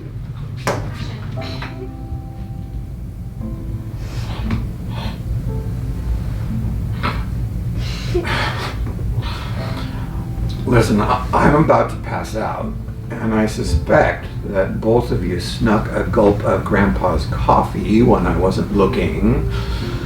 So I'll make you a deal. How about I tell you a better Three Pigs story about what happened after the pigs stopped the wolf? Would you like to hear that? Yeah, I'd love to hear that. All right. And in exchange, you both go right back to bed. And when your mom gets back, we won't tell her about the small fire or what happened to her paintings. Grandpa's gonna get everything fixed. Deal? Deal. All right. So, most of the storybooks stop right after the great wolf trickery. Pigs stop the wolf, happy after that, right? Yeah. Wrong. There was no happily ever after. Far from it. Those adorable pigs, although they were family and loved each other, could not stand to be around one another for long periods of time. That's why they lived in 3 different houses in the first place. 3 completely different ways of living. So they first decided to stay in separate parts of the small brick house. That didn't help very much because they still had to share the same facilities, look at each other, smell each other, and no pig really enjoys smelling another pig. None of them, for fear of the wolf's return, dared to venture outside for longer than absolutely needed. So with the help of other pigs in the forest, they formed the clans of lead, plastic, and brick, and created a massive structure and indoor town that they called Luxuriance. The township spread throughout the forest, extending east, west, and south. Each clan steadfast in its belief of superiority over the other 2. The once close brother pigs sat on their prospective thrones as makeshift kings, ruling over their families and clans, until one day.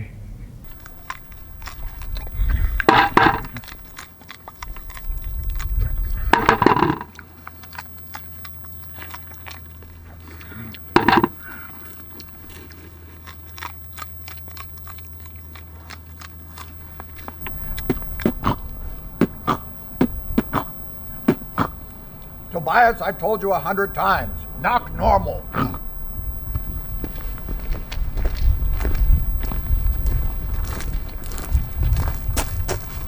Sorry, Grandpa Bowman. I mean, your High Kingship. I mean, the prisoner you asked for. Right. Well, don't just stand there like a brick boy. Take a seat. A young fool like all the rest of your clan. I offer rest. You opt for discomfort, purely out of pig-headedness.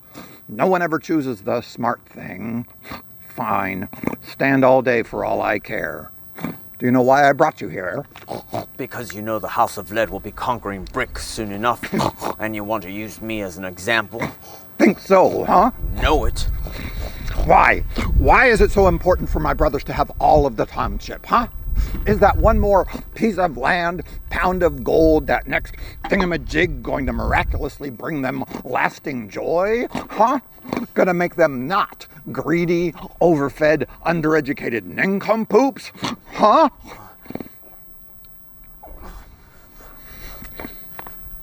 Right? So you are a spy then? An assassin? No. You are much too dumb for that. My men caught you and your female friend trespassing almost immediately. No one told you we have clan-wide rotating passwords we used to greet each other, did they? Some spy you are. So why did you risk your lives to live in this township? Lift your sleeve. You'd rather the gallows than a little show and tell, boy? Just as I suspected.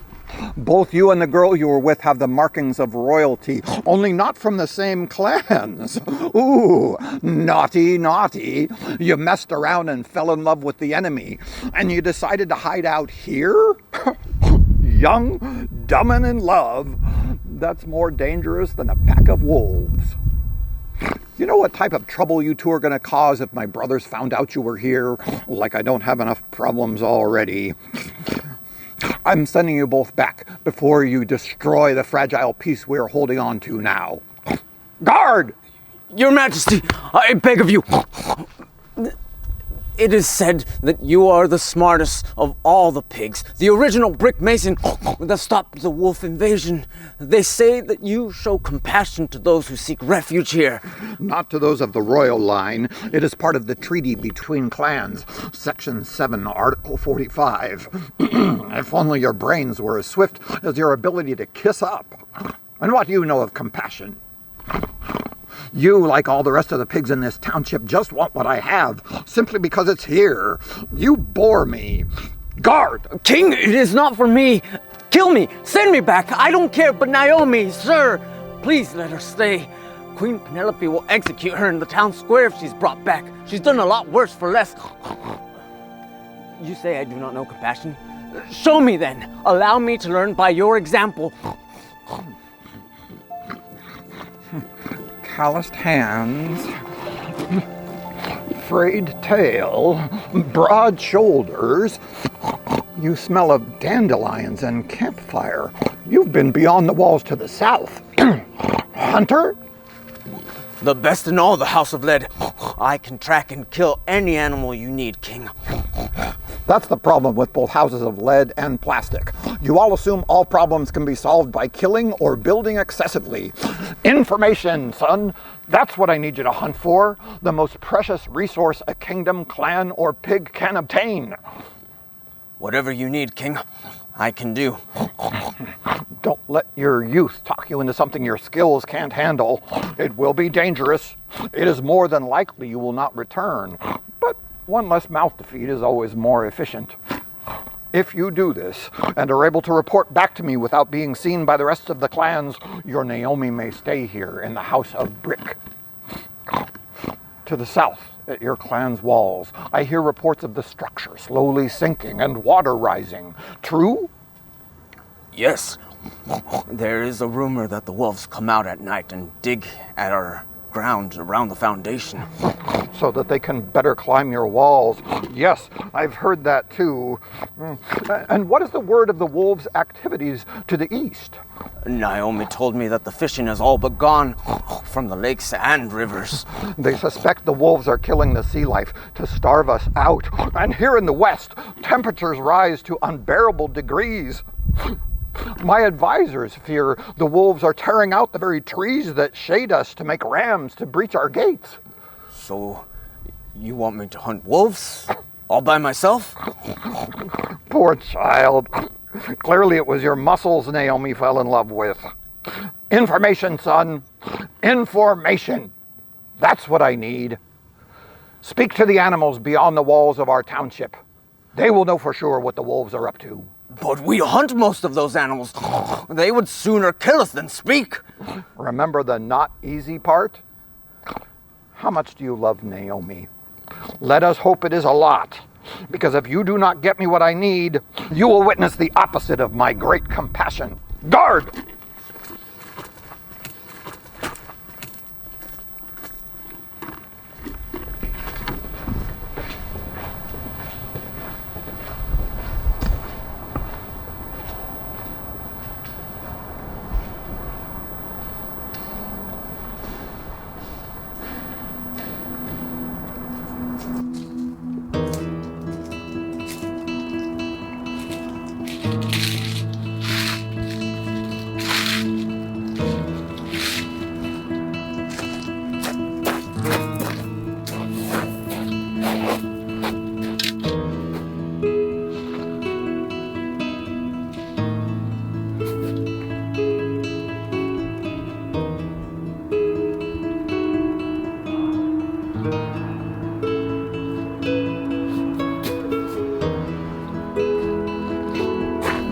After a long, strenuous trek, Sebastian found his way beyond the wall into the eastern region of the forest. As soon as he got within a couple of miles from Lake Penelope, a rotting smell hit him like he'd never experienced before. As he got closer to investigate, he spots a ginormous bear pacing about, looking like it's ready to kill anything that steps near. He knew he'd have to take the monstrosity out to get to the lake or fail the mission before it even starts. Using the bush for cover, Sebastian got within striking distance when he heard the bear crying, no, wailing. A wail so piercing and full of absolute sorrow that it made Sebastian's heart stop temporarily, long enough for it to hurt and for him to begin to weep as well. Inching closer, he saw the small body of a bear cub, unmoving. The massive bear continued to pace as if she were trying to run away from what was in front of her, but too afraid to leave at the same time.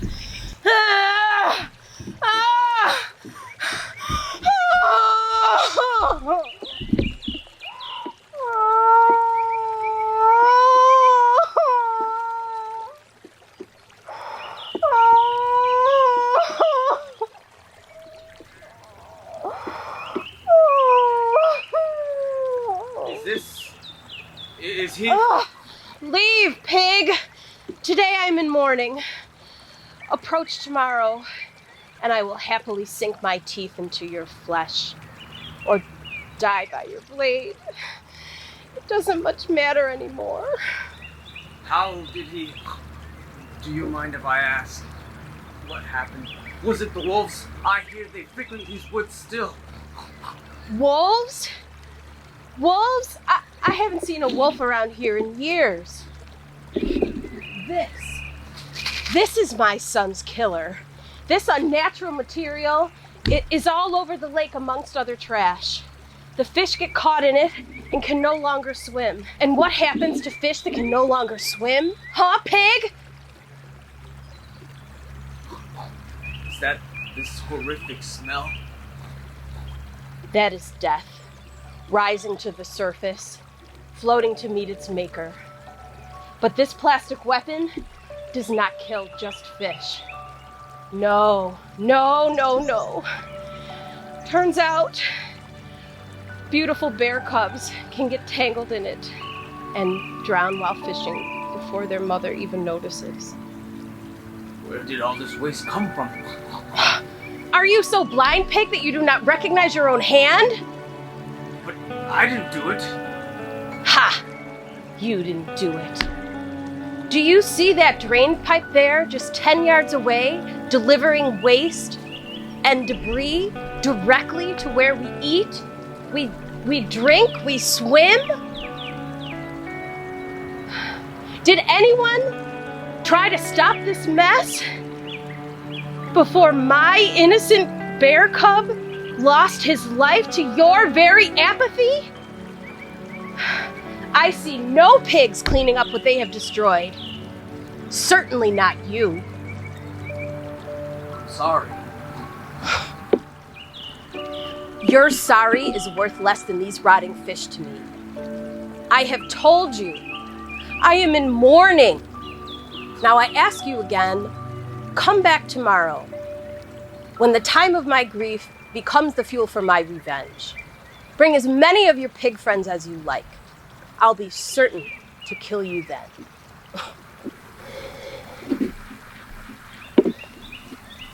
This breaks my heart. I'm expecting a son myself, and I cannot begin to imagine the pain that you must be in right now. Is this the condition you suggest we leave the forest in for your child? Is this waste? How you love your children within that fortress? No, I had no idea that this was happening right now. No. I bet your streets are as clear as the sky behind those walls. Waste doesn't exist as long as you have your extravagance, right, pig?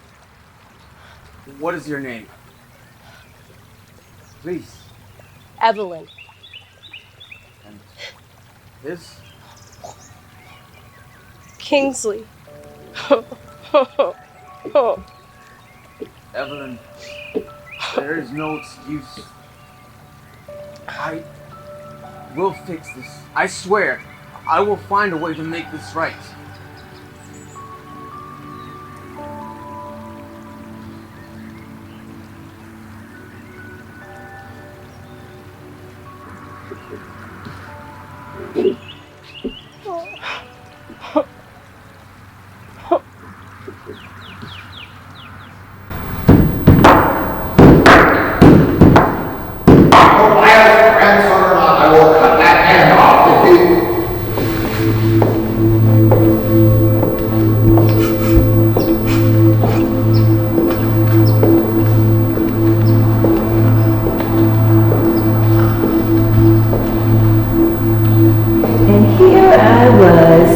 Led to believe you were the kind and patient king.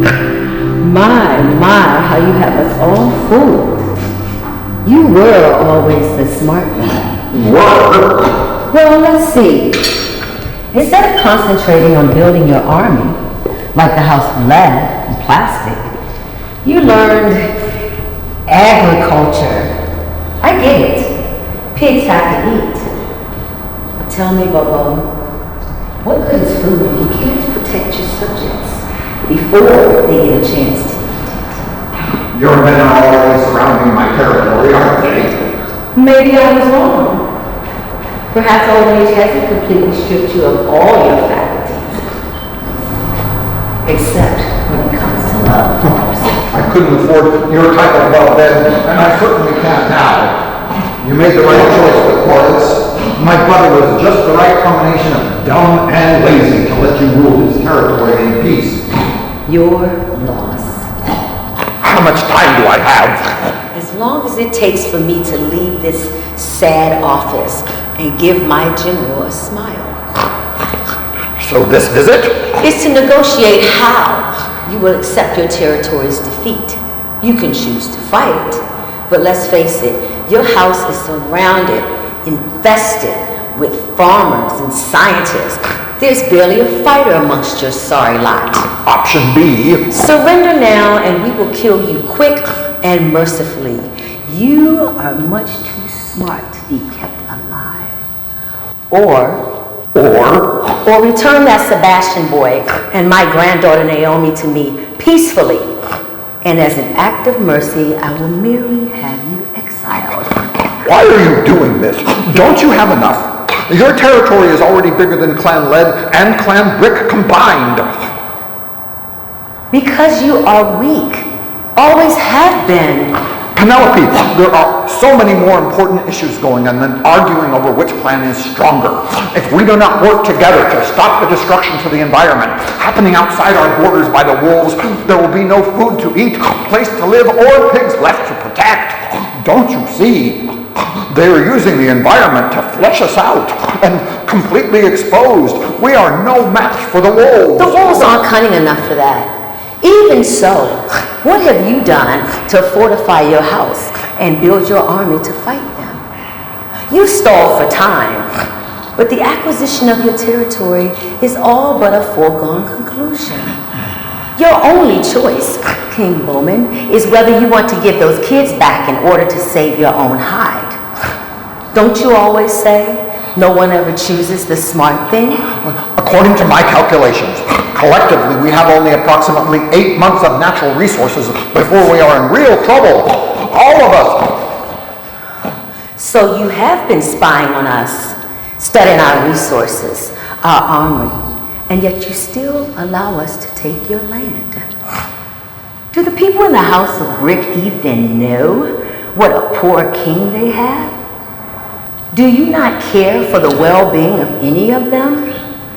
Or are you just out for your own glory, huh? To prove to the township and the whole forest how clever you are, no matter how many have to die in order for you to prove it. I am done with you. Give me back my granddaughter. No! Look out the window, Bobo. See how far my army stretches? See what you are condemning your subjects to? I'm confident you're going to make the right decision. I'll give you 4 hours.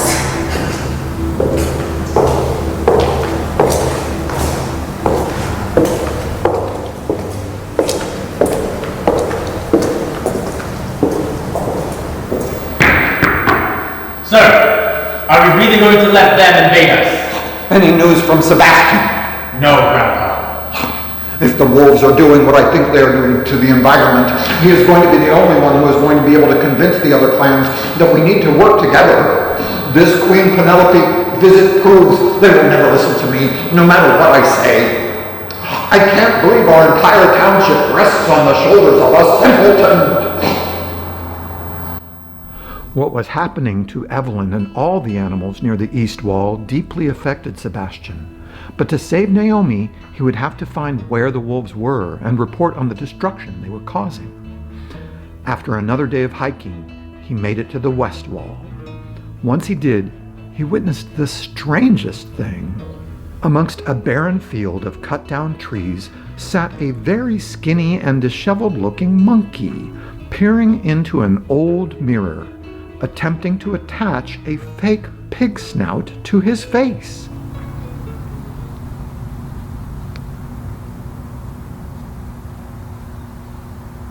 Brother! Oh, you don't know how long I've been waiting for you. Wait. You are real this time, right? This time? Oh, snap! You are real! My name's Brooklyn. That means broken land or pretty brook. You take a look around and you pick. Come here and give your fellow brother Pig a hug. You have been under the sun way too long if you think we're related in any way. You seem unwell. Tell me, monkey, how long since last you ate? Oh, like real food? Like what the trees used to provide? Let's see, it's been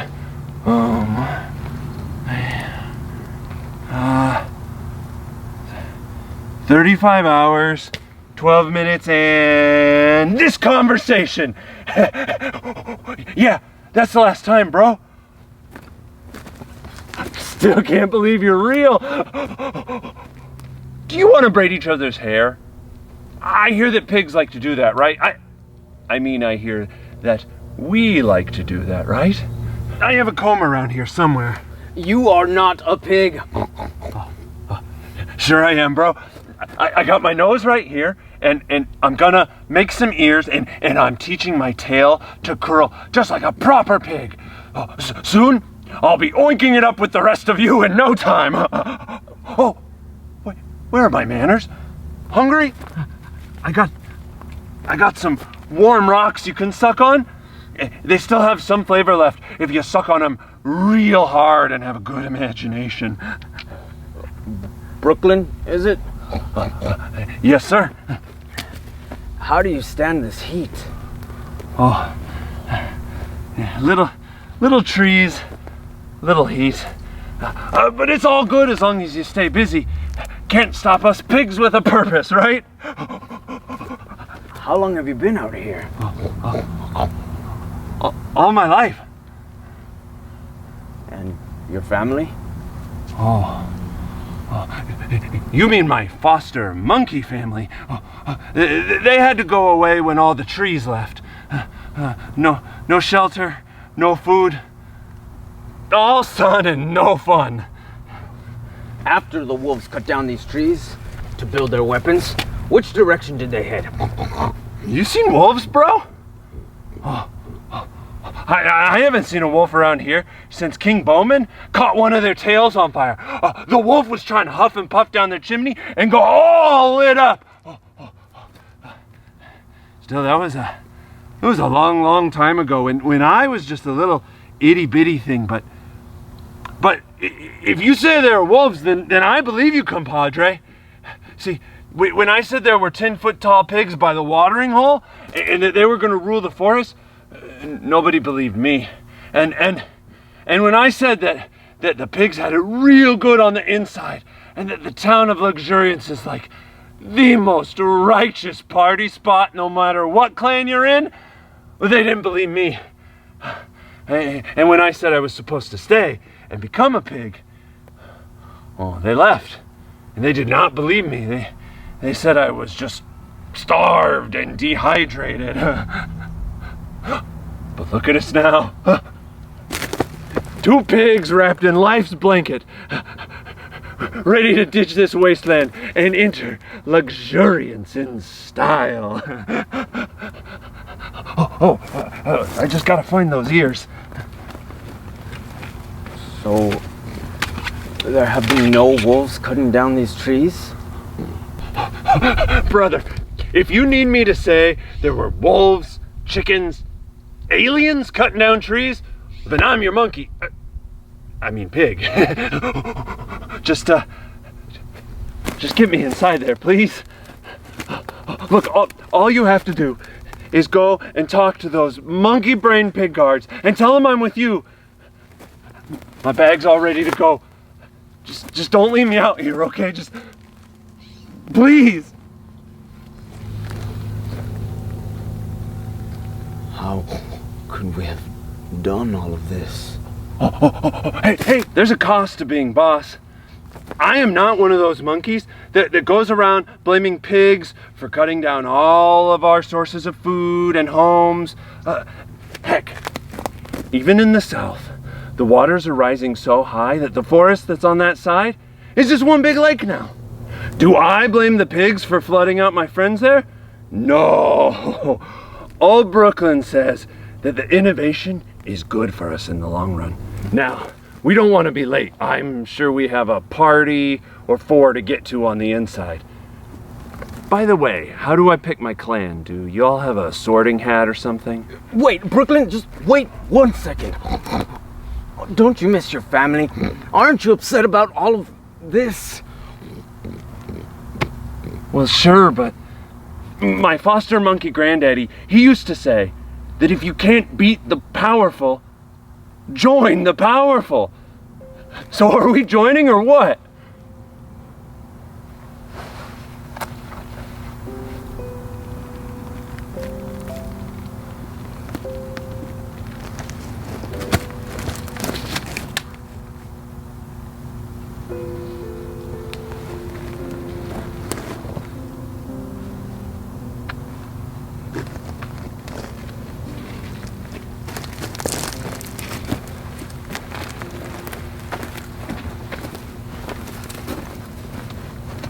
Yep, that's it.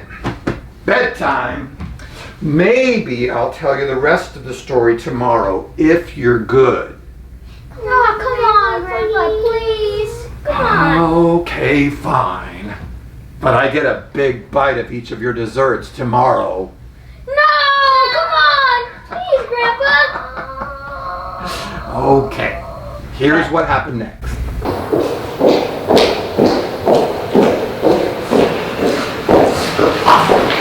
Your time is up. Sir, Queen Penelope is here. Penelope, if you take over my territory, I hope you're wise enough not to hire a relative on your staff as a favor. So you are conceding then? I said no such thing. I have no time for your games, Bowman. Hand over my granddaughter and announce to your people that the House of Plastic now rules this territory. What if I get the House of Lead involved? I'm sure I can convince my brother Corian that it is not in his best interest to let you get too powerful. Sir, you need to see this. Corian has the mind of a child. Do not hide behind him. We're playing a man's game, and you just can't admit to being bested by a woman. I have no problem with a woman getting the better of me. You can't admit that I just don't like you. And furthermore, what in the world is going on out there? That's what I've been trying to tell you. It's that Sebastian guy. He's back, but he's not alone. He and Monkey are riding up there. But they're like elephants, lions, crocodiles, birds. Sir, he has a whole forest with him. And Grandpa, they are coming this way. Time for some action! Time for some action! Time for some traction!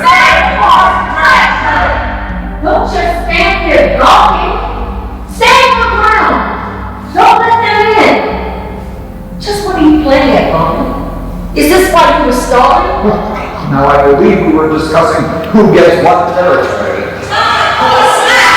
Save the force for trashing! Save the force for trashing! Time for some action! Time for some action! Save the force for trashing! Save the force for trashing! My boy, I never doubted you for a second, and I see you brought the reinforcements I asked for.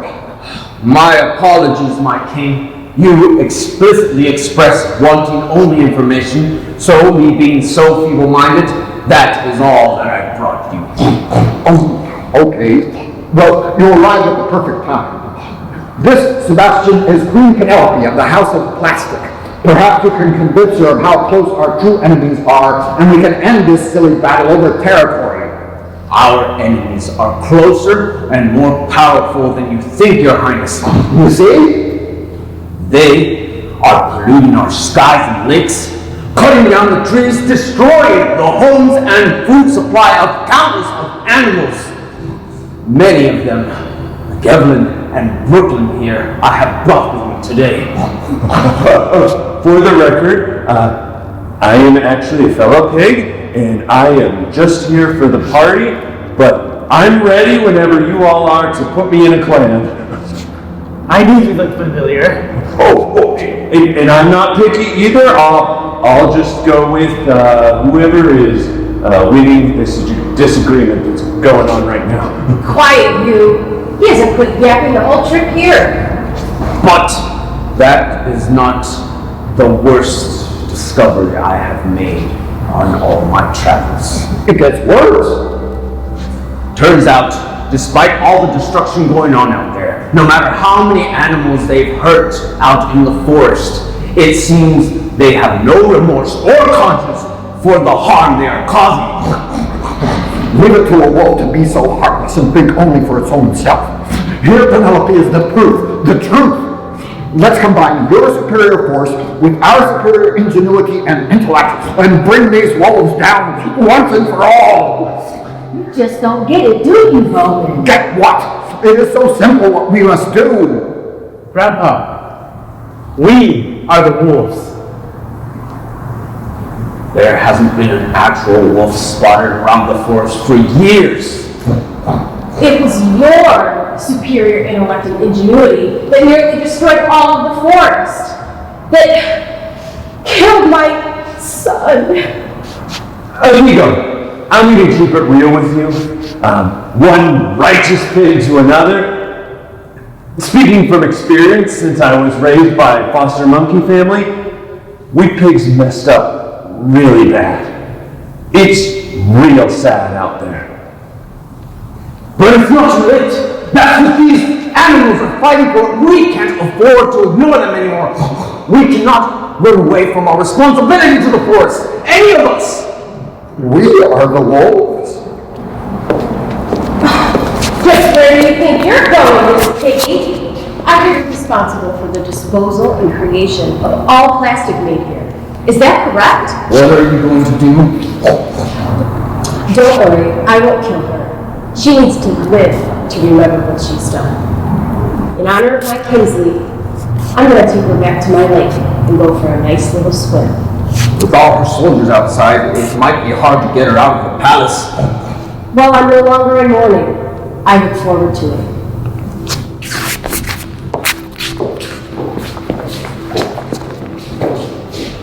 I can't believe I was so blind. As long as you see it now, these animals have traveled a long way to be here. I've gotten to know a lot of them. Come out and meet all that I have brought with me today. Listen to their stories.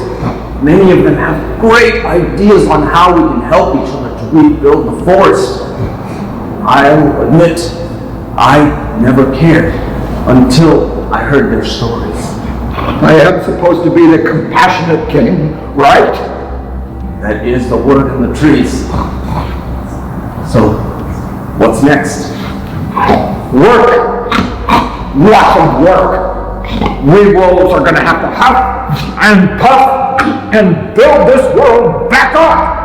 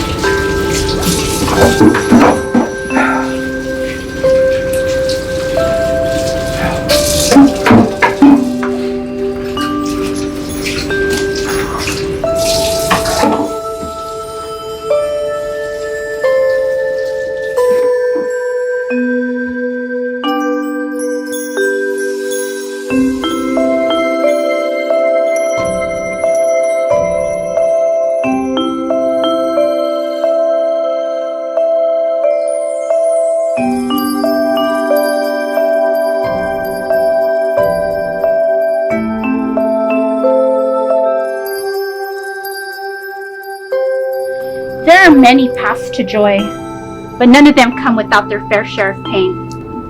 This could be the moment you decide to be the best version of you, but that is going to take some change